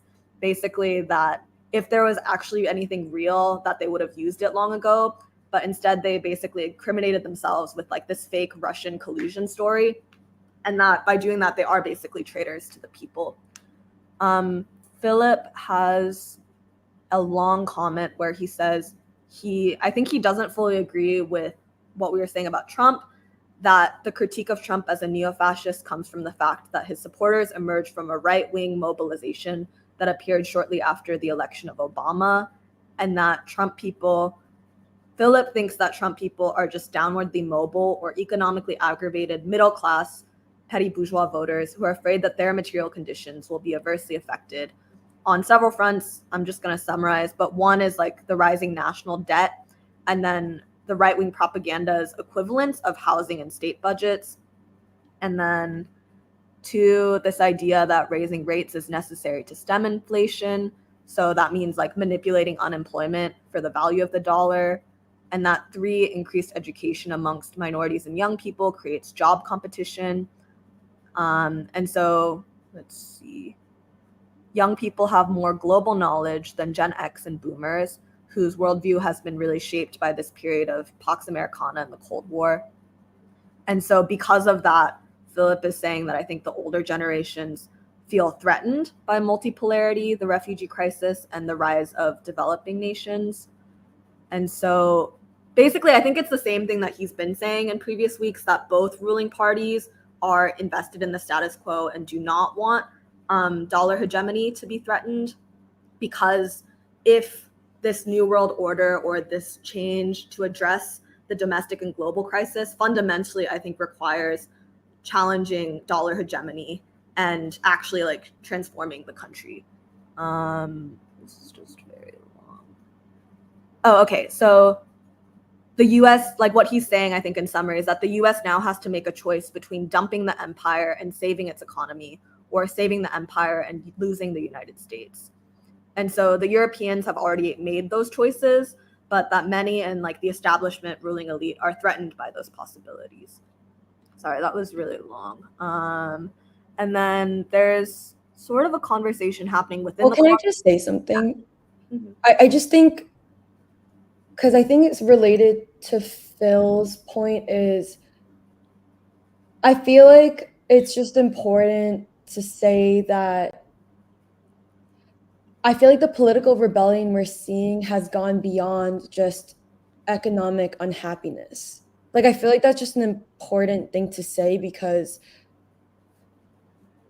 it's, to me, the reason why I think today it's so exciting, especially with Trump, RFK Jr., and Cornel West, is because I don't think it's just about, I think the people have reached a point where it's not simply about feeling like, yes, of course, it comes from an economic, it comes from the fact that people are poor. But it's reached a point where people are also, it's not that they're just unhappy. They wouldn't be happy if like they were given a stimulus check, for example. But people are unhappy because they also feel like the huge swath of the American people do not think that the government has legitimacy, and they do not believe that their interests are being served and will ever be served, to a point where basically the call that has not been completely explicit, except in some ways it hasn't been explicit by, I think, Trump supporters, is that the people think they deserve to have power again. It's like it's time for the people to take power. This thing of like, whatever, whether you want to call it drain the swamp, or like the people are demanding that this actually be a real democracy. And I just feel like that's important, because I also think that's why the triad of opposition is important, because it's not. Yeah. I just feel like the U.S. It's what we've been talking about. It's like I feel like that's also why the free school. One of the most important assertions that we made coming out of the 10th anniversary is this thing of what you said, Doc, when you were listing out the 3 reconceptualizations, is the belief of the emergence of a new American people who will advance and perhaps make advancements towards the fulfillment of a new democracy, a people's democracy, a revolutionary democracy. And that is the remaking or fulfillment of or a complete overhaul of the America's economic and political system, which will also require a conversation or a fulfillment of what is America's identity, on what values, on what morals is the society based upon. But I just wanted to bring that up because I don't feel like the reason why I do disagree with the characterization of the Trump movement as neo-fascist is because, first of all, I do not think they're fascist, and I also think their demands are actually reflective, in some ways, are a similar expression of a lot of the American people's dissatisfaction with the growing, the intense inequality, in this country, which is also why people have reached the point where they're like, yeah, this government has I refuse to be ruled by this government. This government has no ability to rule over me. So I don't know. I just wanted to make that point. Wait, yeah, I really agree, because I think at this point it's not about wanting to be placated materially, of just going back to a certain standard of living or something. It's much more, I think, about literally legitimacy, which is no matter what you try to do or give me or try to trick me into, I just don't have faith in you. And so I think it's much more a question of democracy. And I think that's also why people like Tucker, what Trump is saying, is that there's a development in consciousness that I think has actually moved a certain place over the last 5 years, where it's not just, I think, tapping into a sort of resentment about, basically the material, but is actually it has moved, I think, to a higher stage of what is the meaning of being ruled in this country? Yeah. What is the relationship of the governed and the governing? Yeah. And I feel that, because I think also the thing that I think I'm uncomfortable with the characterization of Trump people is that oh, sure, they're workers, so they have a certain workers' interest. But I feel there's this constant thing of basically trying to deprive Trump people of having consciousness, where it's oh, they're only workers in terms of their exploitation, but their consciousness is aligned with the ruling elite, the ruling class, or this petty bourgeois thing. And I just don't agree. I think that there is a certain consciousness, and I feel there are a lot of attempts to just sideline it because you're uncomfortable with it, or to try to I guess negate it and say actually that's not consciousness at all. Mm-hmm. But I feel the scientific thing is no, there actually is something. And I think the triad, this RFK, Trump, Cornel West triad, speaks to in some ways a unity of consciousness that's possible among the masses of American people. That's what RFK, Trump, and Cornel West bring out, which is that it's not just oh, we're all workers, therefore of course we have the same interests, but actually it's because we can come together, or there are certain demands that I think have to be united democratic demands, which is, I think, war and peace, or the legitimacy of the ruling elite, or whoever is governing has to come from actually the decision of the people. So yeah. Okay, actually, hearing you talk there reminded me of something that you guys talked about in Free School last week, which is I guess I just want to say this more strongly, which is, one, I do not think Trump is fascist. I also do not think the Trump movement is fascist.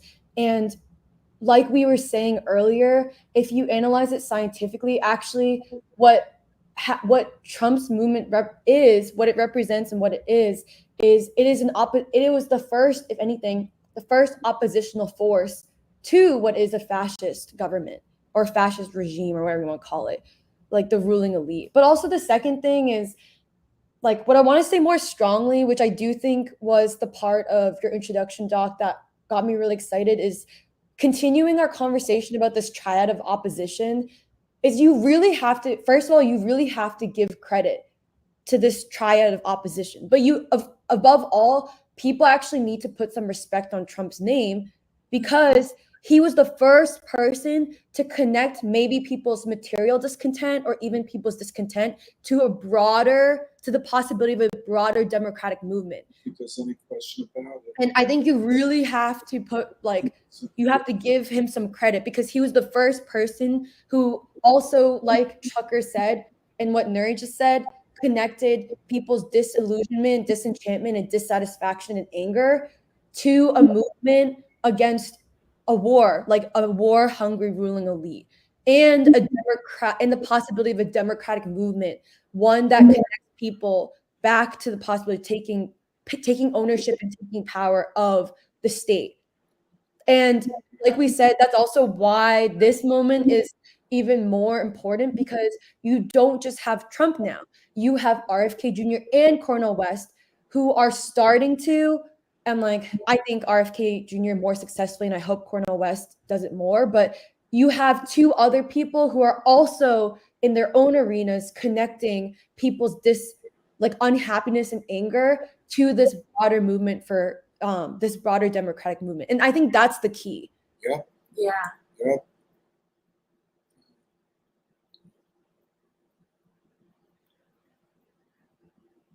Oh yeah, but anyway, sorry for interrupting the comments. I mean, I feel like that was mostly the comments that I thought were like most directly related, because yeah.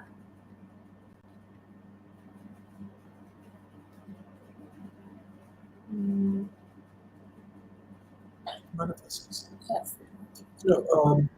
I think, this thing, and no one is trying, at least of all us, are trying to act as though we know it all. But something new is being born. This is not what was. We're in a very new political terrain. And that's why I agree with all of y'all who say it's not that we're looking to say, Tucker is right, or Richard Haas or Martin Wolf are right. What we are saying is that politically, which means from the standpoint of movements and people and ideas, from that standpoint, people from divergent points of view are seeing something similar. When Martin Wolf says that the four challenges that the Biden administration faces, which is a way of saying that the ruling elite understands that deindustrialization has produced inequality, which is producing the political instability that, quote, threatens our democracy. Now, of course, when you read a Martin Wolf, or when you listen to an interview with a Richard Haas, or even when you listen to a Tucker Carlson, you have to decode it, what they're saying. When they say our democracy, they're talking about their rule. They're not talking about democracy. Because the use of the word democracy is a way to authorize the rule of the current ruling elite, as though they're ruling democratically. Well, so you have to decode it. When Richard Haas says that the greatest security threat is from the domestic political instability, that's a huge observation on his part. Now you could say, well, he doesn't know what he's talking about, but maybe he does know what he's talking about. That whether or not the whole thing in this country unravels will decide the place of the United States as global hegemon in the future. That's what is so huge. What we are saying is that we have not hitched our wagon to any of the three in this triad of opposition. But we are saying what this represents is even more profound than the three of them. Right. And that's what is going on among the people. Yeah. Now, there is something else, and that is the Black proletariat.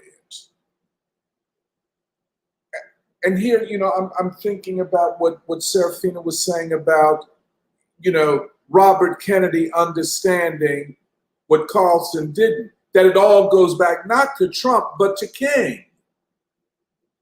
And the ideological rupture that is still causing eruptions. King is the figure, but here, and I'll shut up after I say this. Today we're talking about the political crisis in the nation, which resolves or is reduced, I guess I'll use that word, to the question in the minds of millions and millions and millions of American people, can the ruling class rule? This question was raised first, I think, by Lenin. I know he is prominent in those who said that a revolutionary situation is defined by the fact that the ruling class cannot rule in the old way and the people will not be ruled in the old way. A political crisis of existential significance. We're in something close to that. And we must bend our understanding of the world to this political crisis. The American people are not without agency in this moment.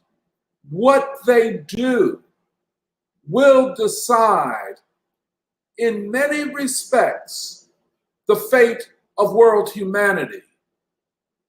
Because if the domestic political turmoil prevents the ruling elite from pursuing policies of war and hegemony, if that is prevented, as Richard Haas seems to believe, it then frees the Afro-Asiatic world to unite and express itself through a single purpose, articulated by Xi Jinping. I think what you read, Jerry, very, very important. Win-win. And by win-win, it is the Afro-Asiatic achievement. And I think my last point, I think we're close to a new consensus from below, not imposed from above by the neocons. A new consensus among the American people that we cannot study war and have democracy and progress at home. And this is where I agree so much with you, Serafina. King is the foundation. And because King is so respected, we don't all see him, but he is respected for all kinds of reasons by the American people. The deployment of King in this great ideological moment is imperative. And so I'll stop. No, that's funny because it made me think like, a peace economy. Why not a king economy? Yeah, well, that's because, true too. Yes, like the industrialization of the American, this this country and the moral and philosophical relationships that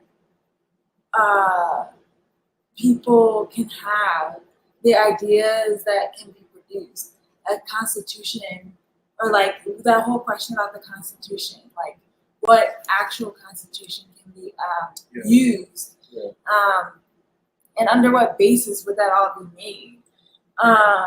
Because that's one of the things that we asserted with our 10th anniversary, King being a father of the new American people, and with Martin Luther King Jr. and W.B. Du Bois, we march to achieve this new American nation. And I just want to agree completely with what Emily was saying, which is what you're also saying, the possibilities. And I think that part of the framework of thinking in the, or like that comfortable, like polarized, like left wing, right wing, or Democrat or Republican. Like, again, I think we're still at a place or at a new moment where all things are considered. And we are thinking about things as they are in a historical period as it is, which means that like the philosophy that we read or study, or the history that we read and study contextualizes, again, the way that we see our moment that we're in now, and we can understand better and hear better whomever that we look at, which is what you already pointed out, Jeremiah, or the analyses that various or variety of people have. I wouldn't say that a person from PSL is ultimately like, you know, a left-wing terrorist or somebody who doesn't know anything. I can't preclude one person to be what are those like redneck type people just because of the, you know, the Boogaloo Boys, whatever the Boogaloo Boys. just because by name only, like, what are you talking about? What do you mean? Again, who are the American people, and why? Why are they thinking the way they do? Why do we think the way that we do? Yes. The imperative of the ideological struggle is not only just to understand and assess, but it is to understand in the potentialities and possibilities of the single individual or any person to be able to grow and develop into something new and capable of actualizing a real democracy, which is also part of the potential of today, and how we can see these broad alliances and ask, well, what does this all mean? So to me, it is an ongoing discussion. It isn't kind of like a set, well, we're saying this is correct, but there is a certain clarity on these questions again, like what do we need as a democracy to function? Do we need jobs? Are people poor? Are people unhappy? Is this country in unnecessary wars? What produces, what people are produced if we are also going to continue in these unnecessary wars? What are the universities producing? What does the social media, so like, again, I think what we're discussing has more to do with the entirety of the situation, or the stage or where we are at today, more than just, again, the particular categories, I guess, that either Robert Kennedy or Trump emerged from, or so-called emerged from, which is not even ultimately true in of themselves anyway.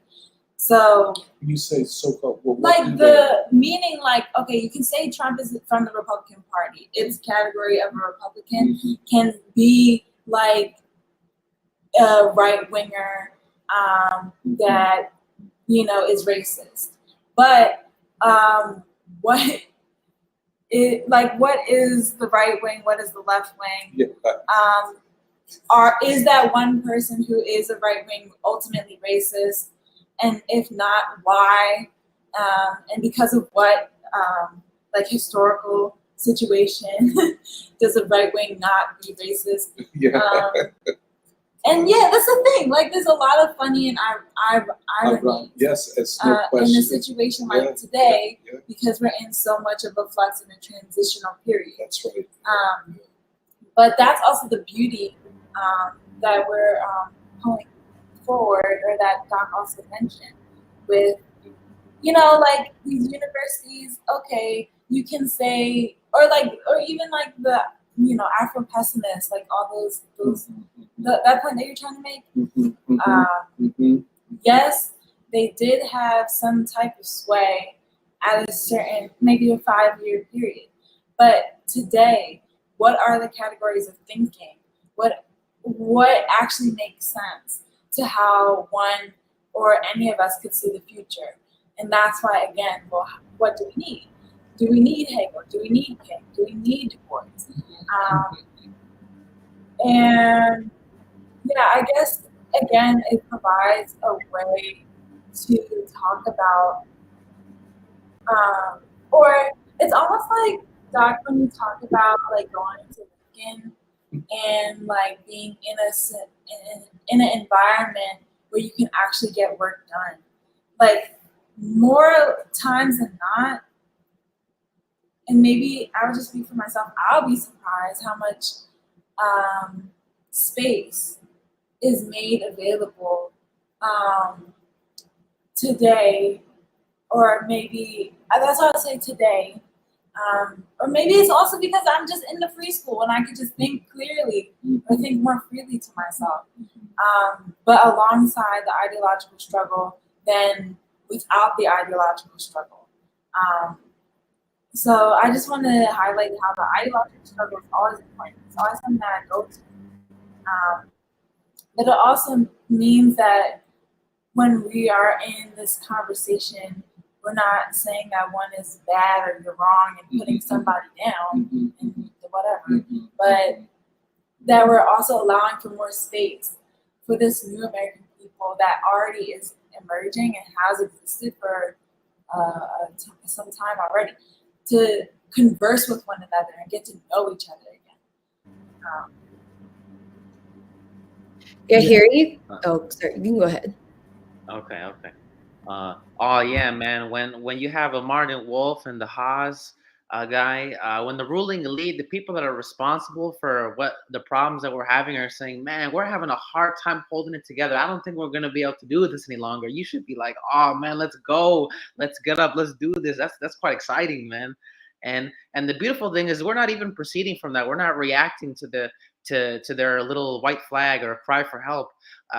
We've been seeing it for a long time. In any, I feel like in any facet of my life, when I'm talking to people, they have this deep dissatisfaction. Anywhere from, you talk to your Uber driver about the price of gas. You're waiting for the bus, and people are talking about how you feel like the city is not managing the transportation ride.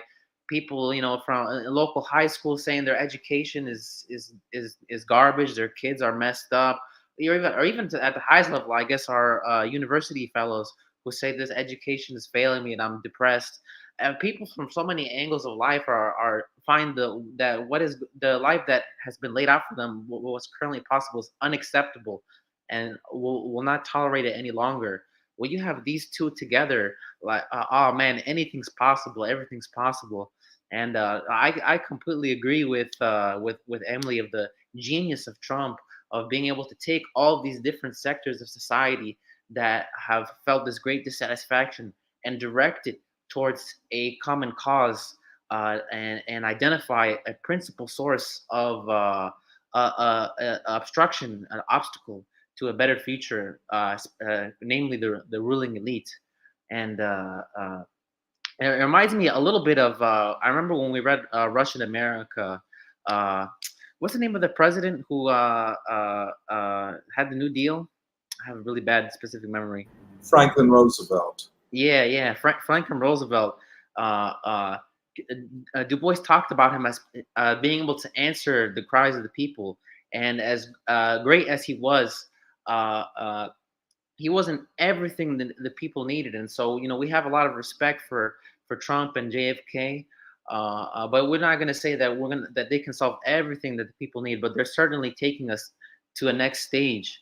And really, the final the ultimate solution really lies with the American people, who, as Doc has said, and many others have elaborated, feel that they must take things into their own hands to secure their future. And really, we have beautiful examples in history from the Soviet Union, from Cuba, where if you invest in the capacity of your people, if people are closer together, and we have this oneness, uh, then they can make the future, and they're capable of governing and innovating. And it was not to say that we're going to just sit back and kick our feet up and let other people do things for us, but that together we're able to do what needs to get done. And yeah, this exciting opportunity is like once in a lifetime, man. This is the good stuff, man. Let's do it. Yeah, what I wanted oh, sorry, go ahead.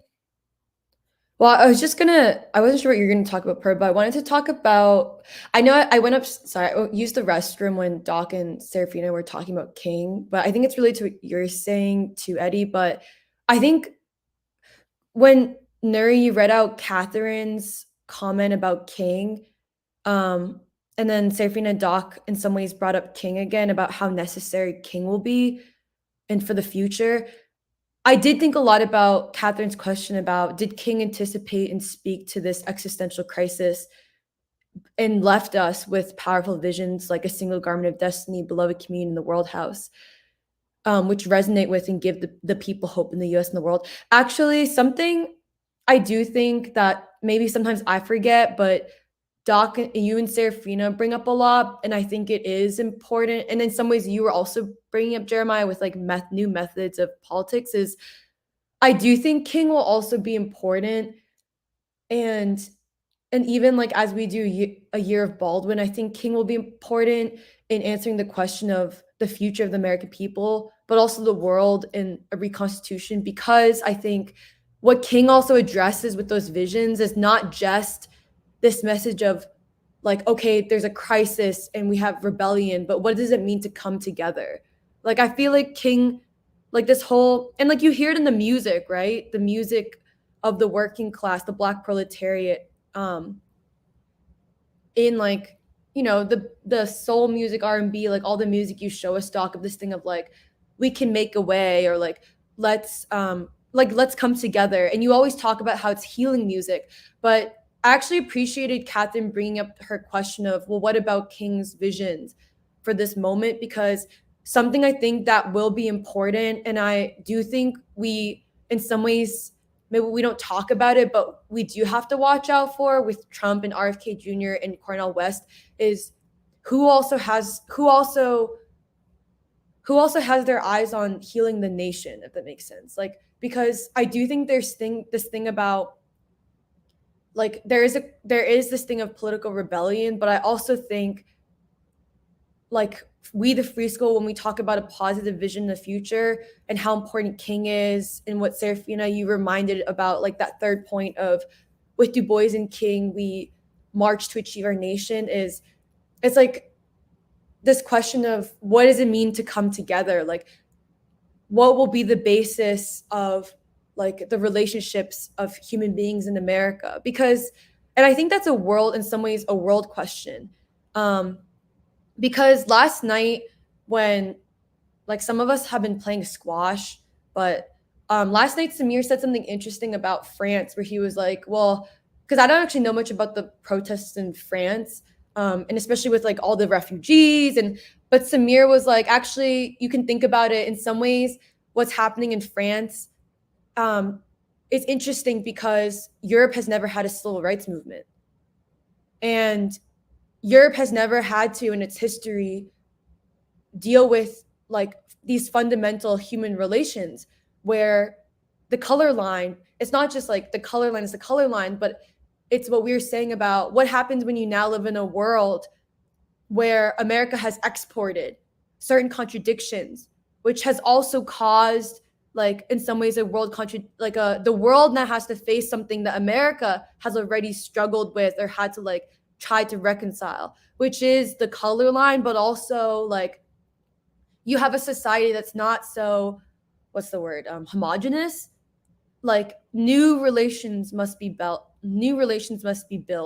And yeah, I don't know. Just this thing of like, I'm interested to see in the 2024 election also how much people get close to King.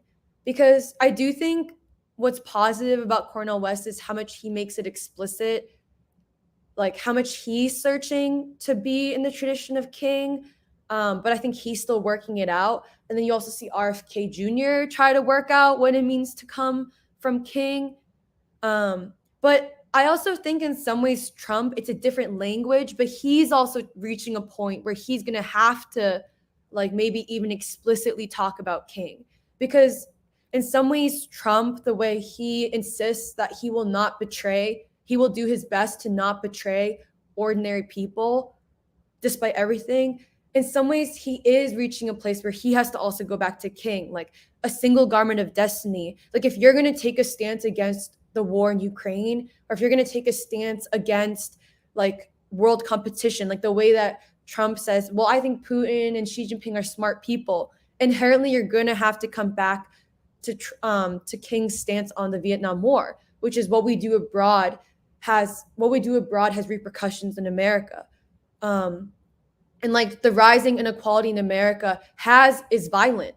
Like their cities are not just full of like actual violence, but the inequality is violent. Like the mental health crisis, self-violence, self-hate, like people like dying inside. And yeah, I don't know. I guess I just appreciated the bringing up of King because I think that is a really important dimension when we talk about the future of America, and also I think the future of America and what America does with herself, like what the people make of themselves, it also has world effects too. Yeah, no, I thought it was really interesting when Samir brought up this thing of like, yeah, France, but also Europe. Europe has never had to go through a civil rights movement, but they probably will have to, or they'll have to take cues from America. Yeah. Wait, I also wanted to understand what you said about healing because it reminded me when you guys went down south and you guys saw like the South basically, and how much of there's okay, how much of America could just be a graveyard. It could just be like, you know, people with no hope, a people with no vision, a people who are dead inside and killing brothers and sisters, and you know, or like communities that are like gutted, and there's nothing made here. Like there's so much of this country that could be full of a nothing people, like without any kind of hope. And there's a lot of ways to insult a person, like especially when they're down, and that's also part of what I'm feeling from you, Emily, when you're talking about this whole thing about Trump being a fascist. Like you can't just continue to shit on the American people and use the ruling class mantra and not look more into it. Yeah. But you know, there's this thing about healing that you mentioned is going to be a difficult and important step, because I think that American people are so different than from a particular time, whether that even be after World War II,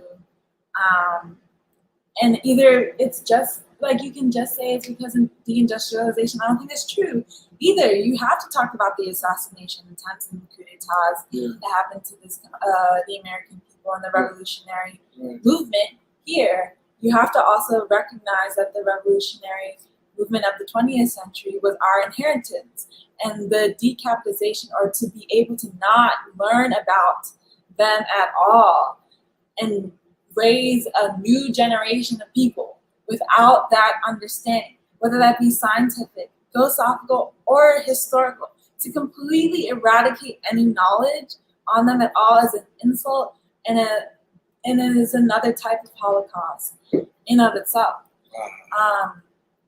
And I think that the ideological struggle is part and parcel to the education of the people and to heal the people, heal us all. And the thing about King is the thing about the future. What, and also this whole question that we brought up last week or the week before about what the potential of the Fourth American Revolution could be for the rest of the world.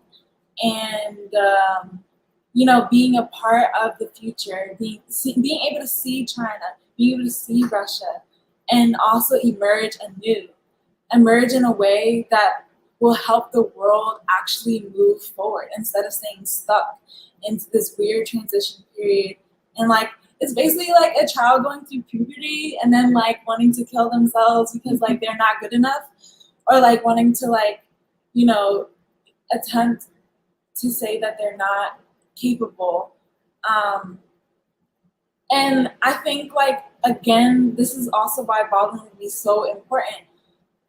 The possibilities of an actual maturation of the American people, or allowing the people to actually mature, to actually transition to a new world, a new epoch. That's what's on the table. Not only nuclear war and all the wars that are going on, or even like just solely like the people,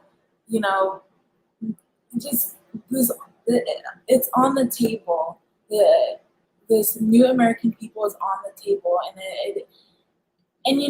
okay, you can say that Ukraine or the ruling class has Taiwan, but this whole American people thing, this whole thing about King, that is something that will be or have unexpected ramifications and almost undefined possibilities, that the ruling class does not expect the American people to have, which is also part of what you, Emily, had mentioned before, about how but anyway, I just wanted to say that, again, it's true.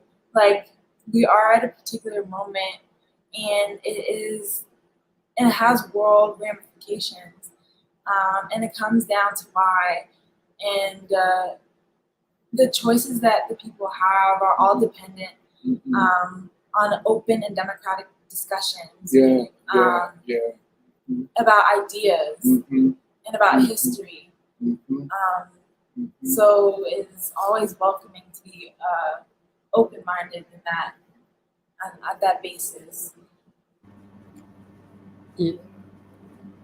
I wanted to, I guess, maybe clarify a question that I raised earlier.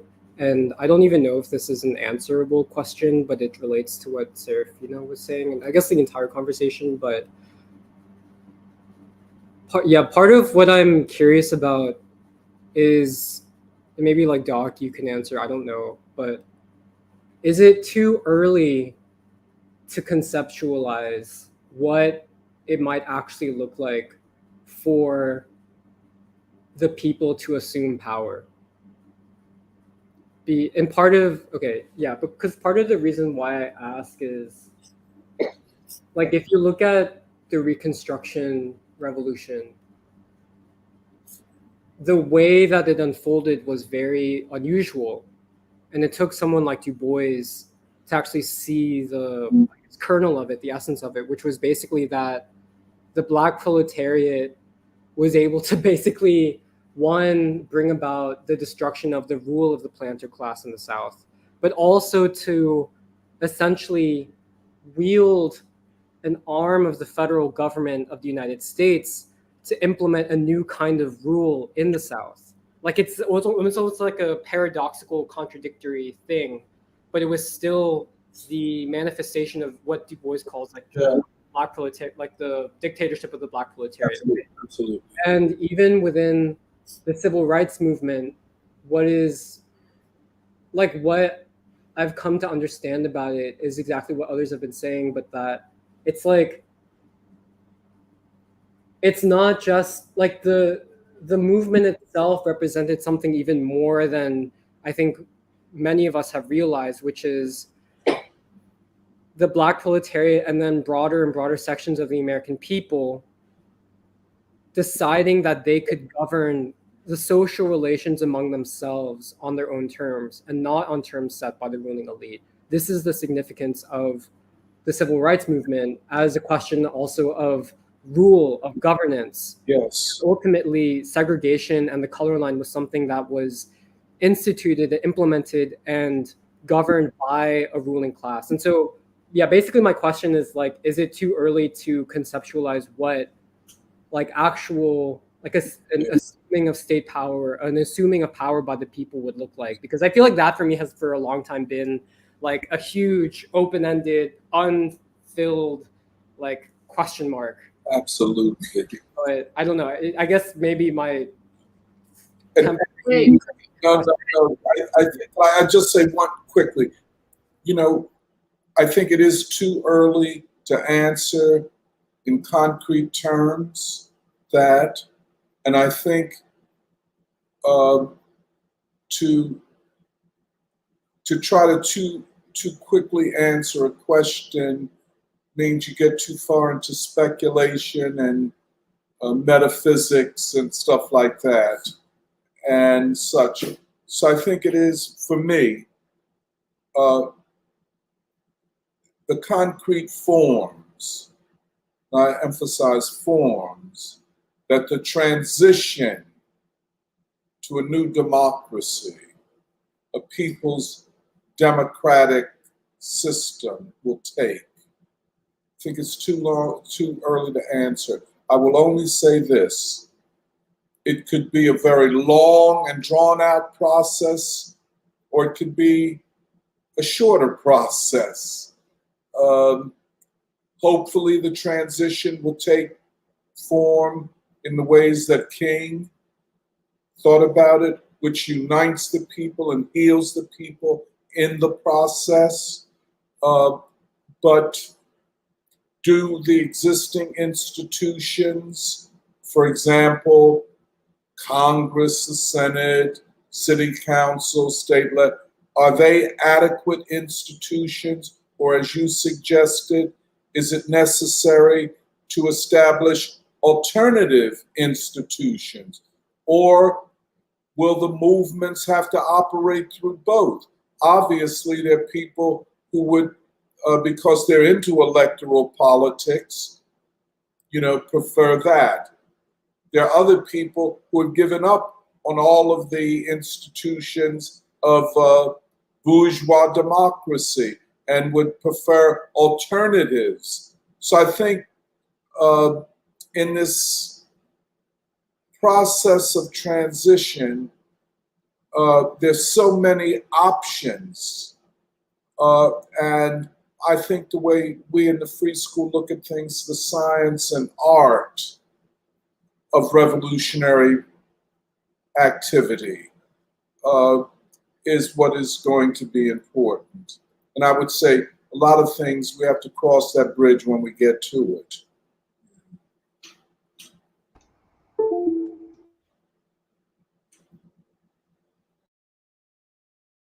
I was looking at Ryan Wagner's comments. He says, a convergent evolution of politics. And I think it goes back to the point Dr. Montero, that you said in your introduction about Stephen Gould's, basically a theory of change, a theory of development that talks about the rate of change. And it's become more clear to me over this discussion that when we talk about Trump and RFK and Cornel West, we're talking about, as Ryan puts it, a convergent evolution in the politics, especially in the electoral field. But the electoral field is only, catching up to what I heard you say in 2016. A crisis of rule for a ruling class that can no longer rule. And it's been how many years? It's been 7 years since then, and we're approaching another electoral cycle. But I was thinking about this because of the comments earlier, basically uh, saying that Trump is a neo-fascist, or Cornel West comments as a neo-fascist, and I think that people on the left, we too often tend to use the argument of the fallacy of guilt by association. So if you're associating with RFK, or if you're associating with Trump, your politics, suddenly you have to stand up and say, "Oh, I'm anti-vaxxer. Oh, I'm anti-immigration," because Trump, or other people will accuse you, "Oh, you're a white nationalist," because. But that's not at all what's been said today.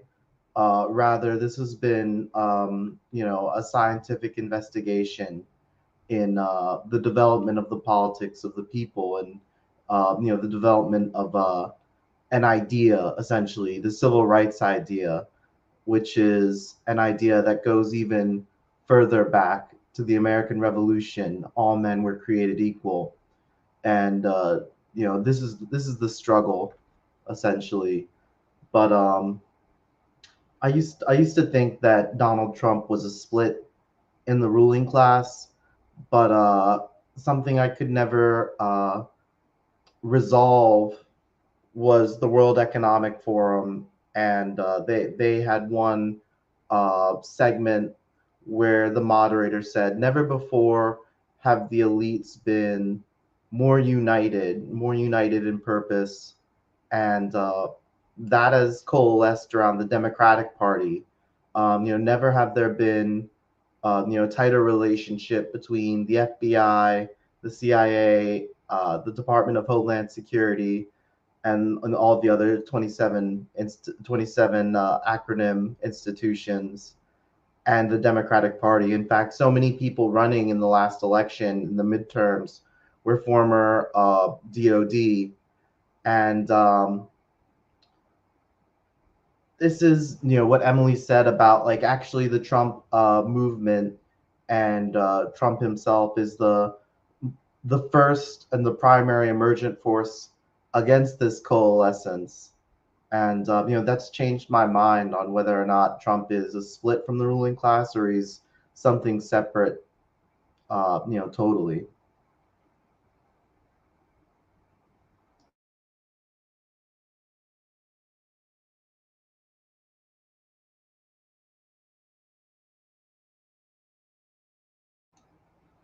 I've also, this use of scientific theory to aid, the study, basically a scientific study of the people.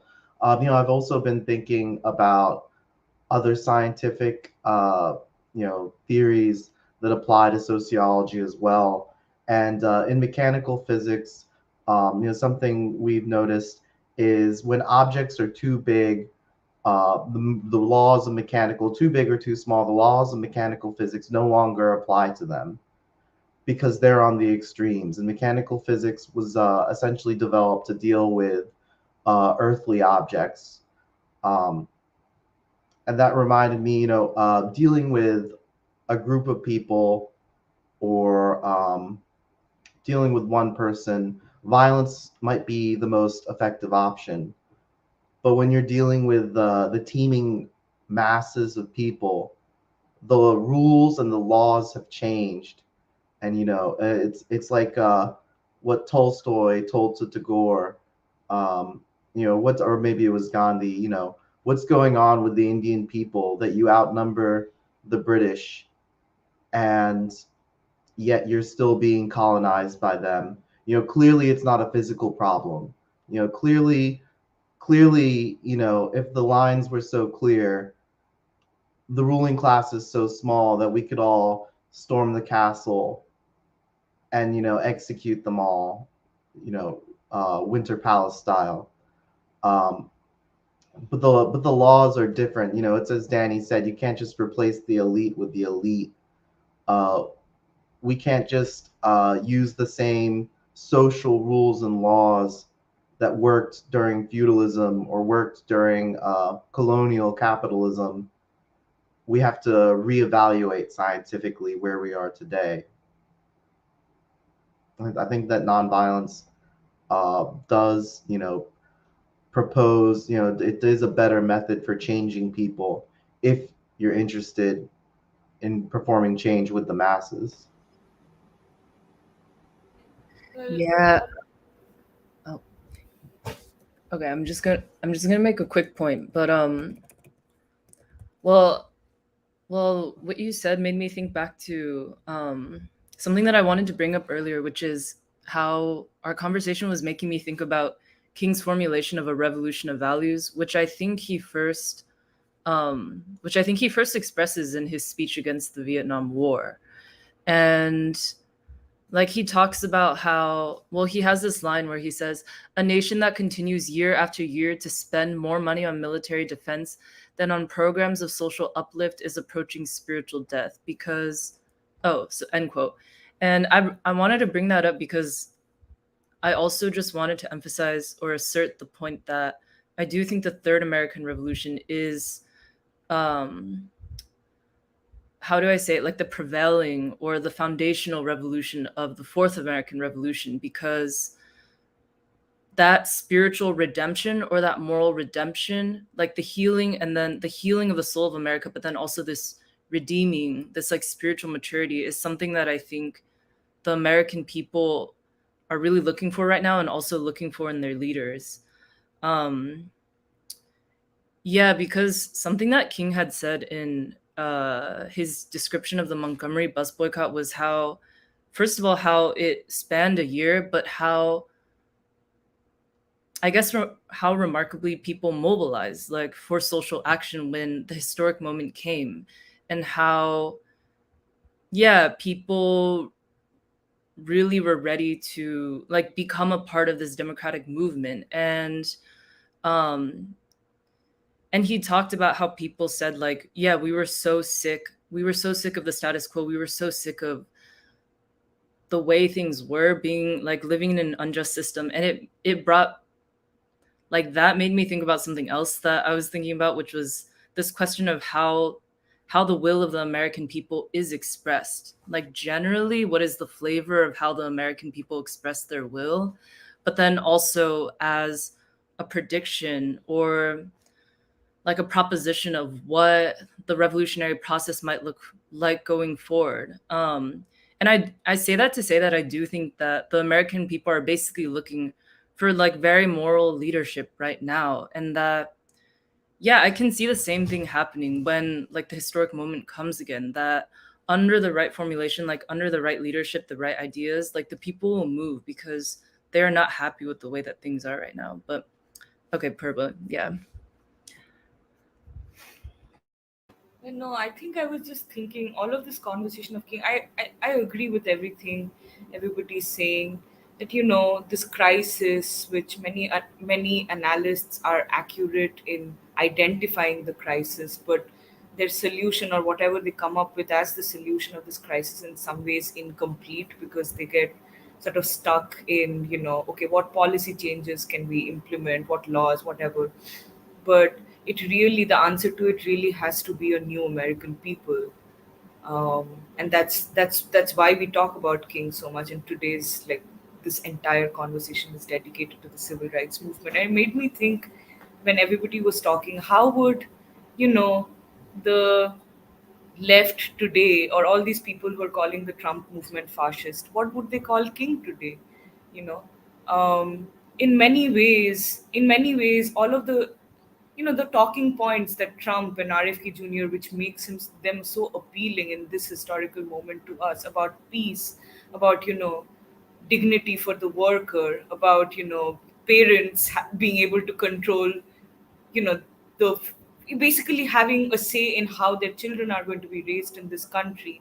All of these questions, I mean, King would stand for these things. So then, would he be called a fascist today, or would he be called a right winger? Or it's just so confusing because the contradictions are so stark. And then it also reminded me of this the documentary that we screened at the 10th anniversary on King in the Wilderness, which is a really beautiful documentary. And one part from it that I always think about and carry with me is when one of, I forget who it was, but somebody from the civil rights organization, they come and talk to King, and this is when they're starting the Poor People's Campaign. And this person comes and talks to King. Okay, we have to make alliances with you know the Mexicans. We have to make alliances with this community, that community. And then they say, okay, what about the poor whites? They probably don't like us that much. They have these whatever, maybe some of them are even overtly racist. And then King asks a very simple question to this person: are they poor? And this person replies, yeah, of course, they're poor. And then King says, well, that's the answer, then they have to be part of our alliance.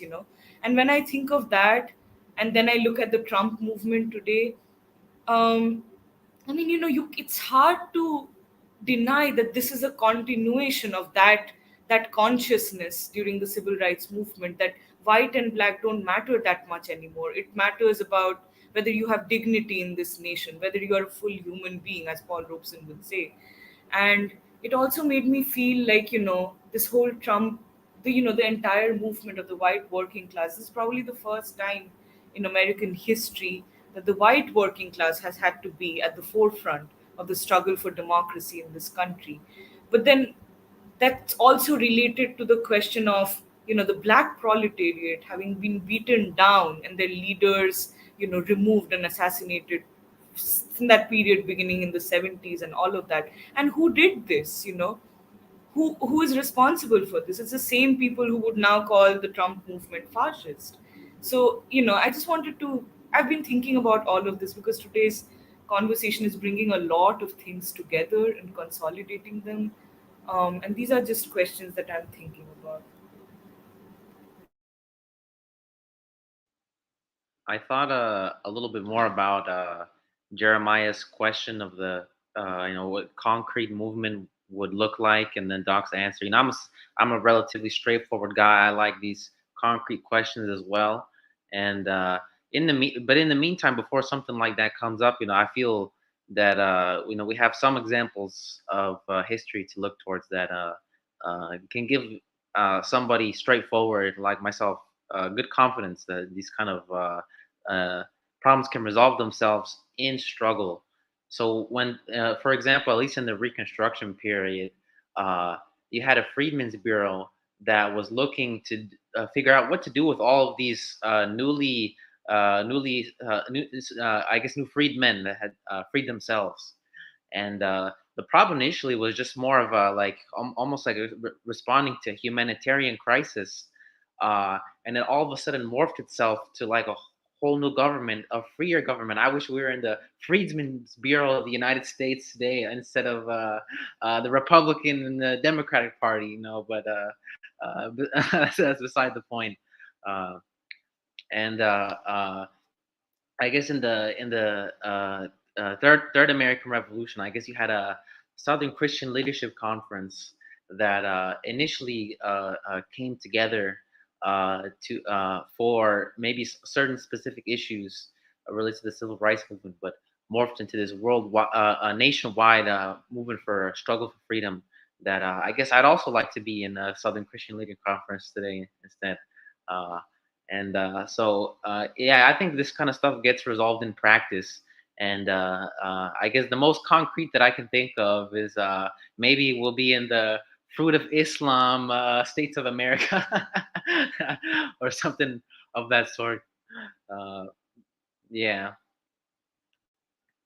But it is interesting, the question, because now it's like we have Trump and Robert Kennedy Jr. and Cornel West, and like they're standing against the ruling class in a lot of ways. That I guess it's like we're looking at the election, um, so that's something. But that isn't to say that other presidential elections weren't also as revolutionary.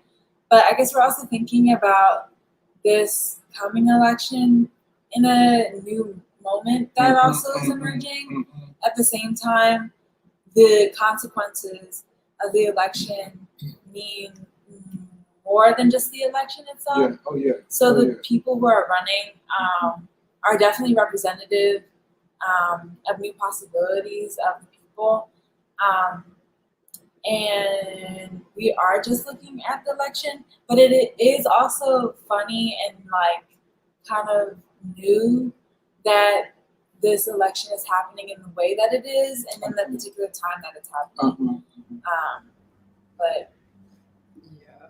I mean, I feel like my understanding of even my question earlier is I think we have some idea of what a people's movement might look like. What we have less of an idea of is what Doc was saying, like the actual transition of power, what that might look like. I feel like that is less certain or possible to know.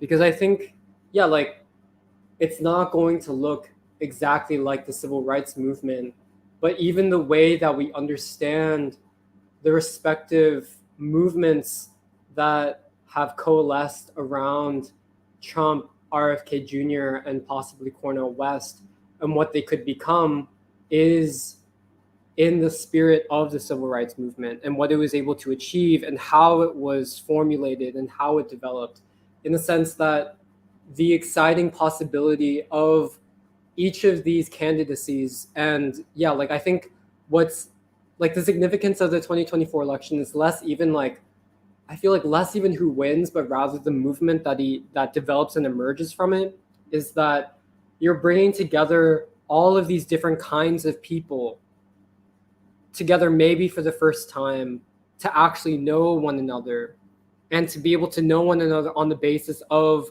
these existential questions of like, we are coming together on the basis of like, can we save our nation from nuclear war? Can we redeem our nation from the rule of a ruling class that none of us recognize as legitimate? I feel like that is the essence of, I feel like, the kind of people's movement that we see the possibility of, and also what could like further develop and emerge. And so, yeah, like my question was less like, what would a people's movement look like, and more about, is it even possible at this point to know what a transition of power would look like, which I think is a more future question, if that makes sense.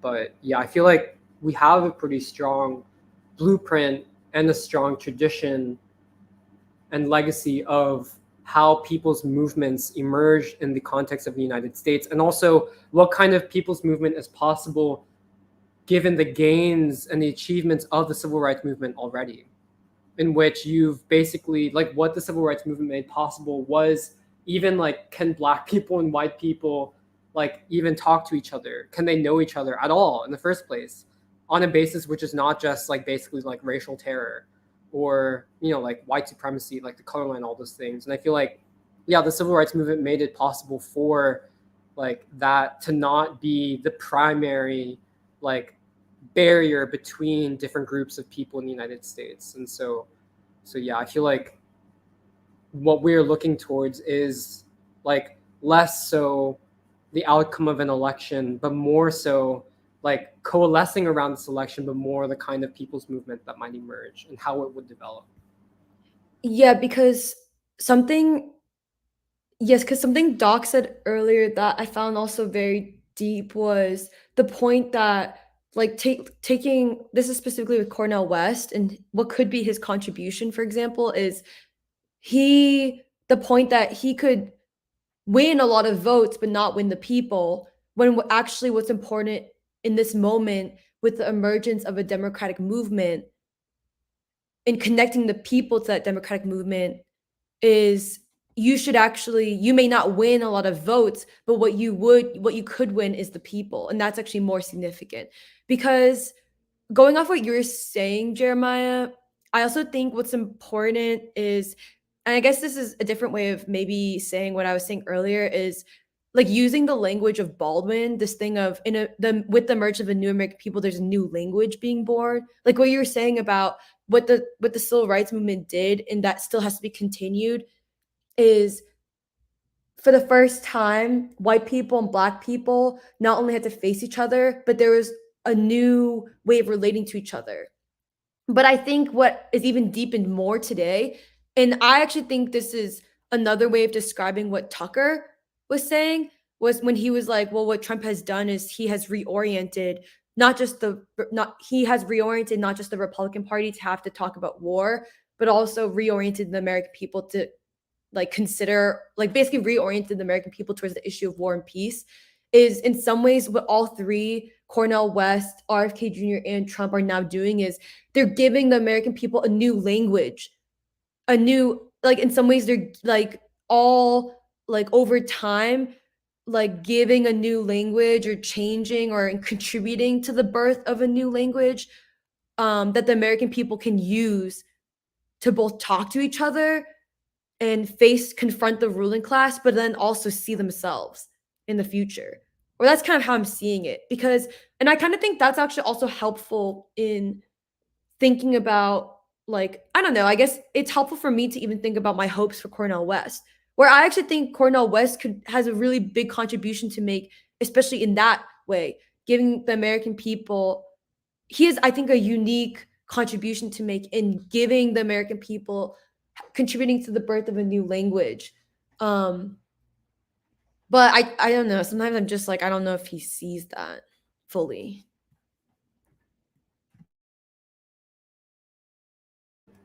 Yeah, no, I completely agree because I feel like one of the general problems of America is one that it's so big. And it's hard to even know. I feel like all the forces in American society push people towards basically being more and more separate from each other, towards like greater isolation, like greater atomization. Also, just the country is like very big, like even geographically. And cities are pretty different from towns, although many cities and like smaller towns face similar issues.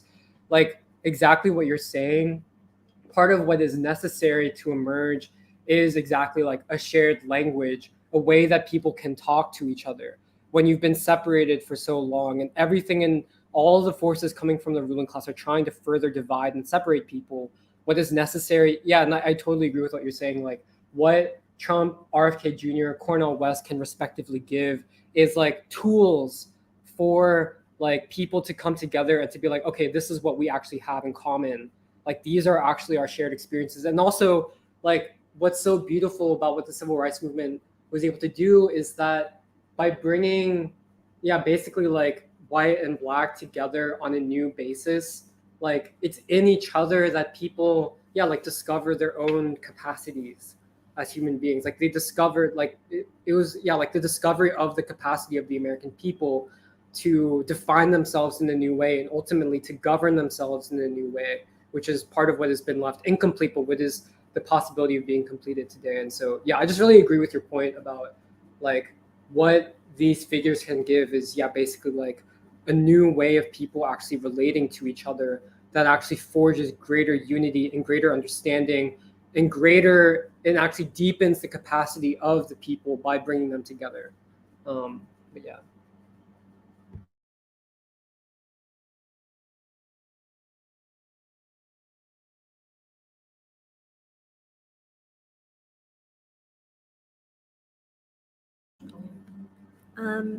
Okay, I can read a few more comments. So Catherine said, great hanging out with you guys this morning, but have to go. Immensely enjoyed Doc's overview and analysis and everyone's participation. See you all soon. Crystal says, my biggest takeaway from this, King is absolutely crucial to taking these movements we're seeing beyond rebellion to revolution. It's not enough to bring the ruling class's legitimacy into question or to solely grapple with the system on an economic level. King as a moral compass is what will allow us to take the philosophical and spiritual leap to becoming more human beings. Much love to you all. And Future Homestead says, I have to head out. Thank you all immensely. We'll watch the rest later. And Grady has a very interesting philosophical comment. Okay, let me try to do this. The oppressive rulers of the nations and worlds, economies and cultures are no less human for being oppressive. Hegel's Science of Logic reminds us of this essential fact of our lives together and apart. He distinguishes being from essence and assigns them their logics respectively, subjective and objective. Our shared human essence unites us on a common ground. Social transitioners, the reformers and social transformers, the revolutionaries, these groups geometrically increase their sense of agency and their power to act effectively, as well as clarifying their transitional and transformational practices by growing, nurturing their identification with oppressors and their essential human being, and thereafter always projecting this shared identity in all their interactions with them. The transitioners and transformers will be more impactful with the oppressors and negotiable with each other, because Grady doesn't use the word other anymore. And that this impact will be in ways that are discoverable not by speculation, but by actually doing such an apparently crazy, counterintuitive thing.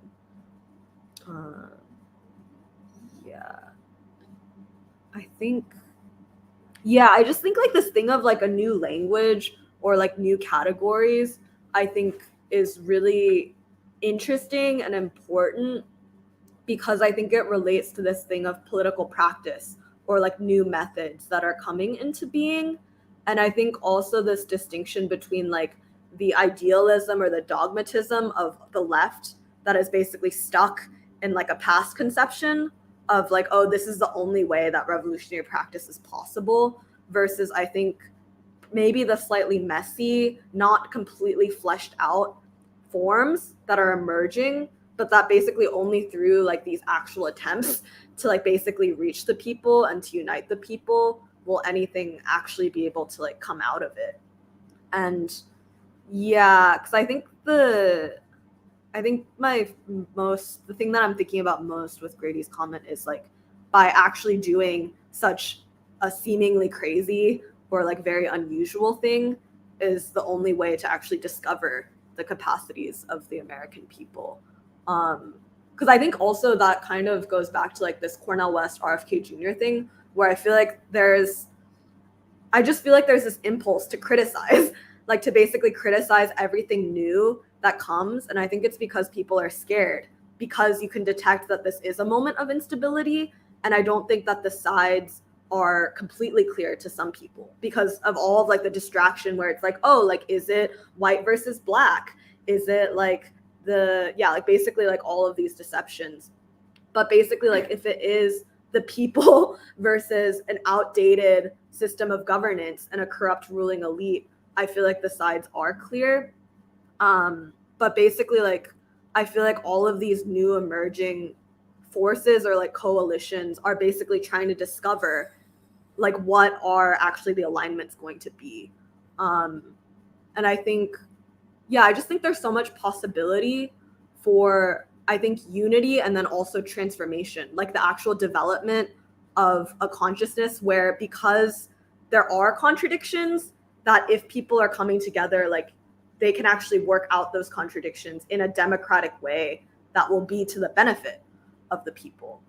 Because I think like, I just think that there's a lot of clamor among basically left celebrities to say like, do not unify, like this is dangerous. Like there are a lot of interviews saying like, oh, like even this whole thing against the Rage Against the War Machine, by saying that allying yourself with the right wing is like a drastically short-sighted and very like silly thing to do. And I feel like that's basically like, you have decided, like you think that you know completely what the right wing is and all that it can ever be because you've basically pegged it as being fascist. But I think the question is like, what is discoverable and what is actually like genuinely transformable. Because I think also, I just think like this fascist thing is basically saying like these people are not capable of democracy. Like these people are incapable of assimilating or actually wanting to join in a democracy, and that the best thing that can be done is to basically cut them out of the democratic discussion, even if they're right on certain stances like war and peace. Yeah, I also feel like it's interesting to consider, I guess, how, again, the question of language, how language is used, because like when Grady, I guess, makes a point about our oppressors, I feel like my sense of, okay, like let's say during the time of like the civil rights era, right? Oppressors basically meant like white people in a broad sense, because part of the function of white supremacy was to make even ordinary white people identify with the ruling class, right? But I feel like when we use the word like oppressors even today, it's less about like framing white people, like just ordinary white people as like oppressors, but more like we are literally talking about, on the one hand, a break with a large section of the white dispossessed and the white what's it called, dissatisfied.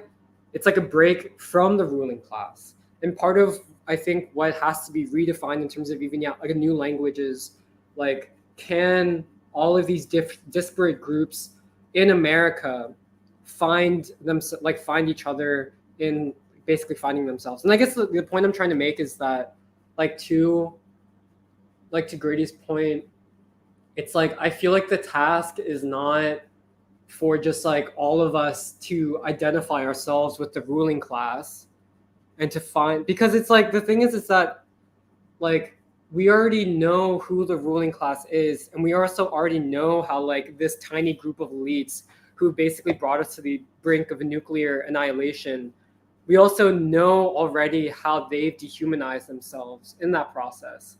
And it's more about, I feel like the central question is not can we find some humanity in the ruling class, but it's more about, can ordinary people who have been pushed in many different directions by this ruling class, can those ordinary people actually find something of themselves in the other, in the way that Grady uses like the alter thing, where it's like white people, black people, Asian people, Latino people, like can they find themselves in each other, and not about like, oh, can we just identify with the ruling class? Because I feel like that is not really the question that has been passed down to us by the legacy of the civil rights movement.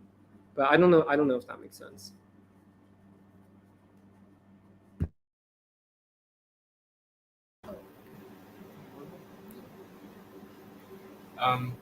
I actually have a half formulated thought in my head, which came up because Jeremiah mentioned how the U.S. is such a large country, and how there have been a systematic effort to keep people divided, and that made me think of two other large countries in China and Russia, and how they are significantly more united than the United States, and they have like a similar amount of landmass. Russia might actually be bigger. Um, and I was thinking about the moments in history where America actually had a good relationship with the Soviet Union, uh, pre World War II, and during World War, because they were allies during that war, and also with China, where they had friendly relationships, a friendly relationship at one point. And I think this decision to mark Russia and China as the enemy has actually obstructed the United States from actually learning from them. And this is actually a similar thing that I feel about my own country, where we have so much to learn from our neighbor in China, and we hold on to past grievances, and we sort of cut ourselves from learning from them. And I think to a large extent, the US also has a lot to learn from these countries, but their kind of point of view about these countries is preventing them from doing it. Yeah, it's just something that I was thinking about with respect to what Jeremiah said.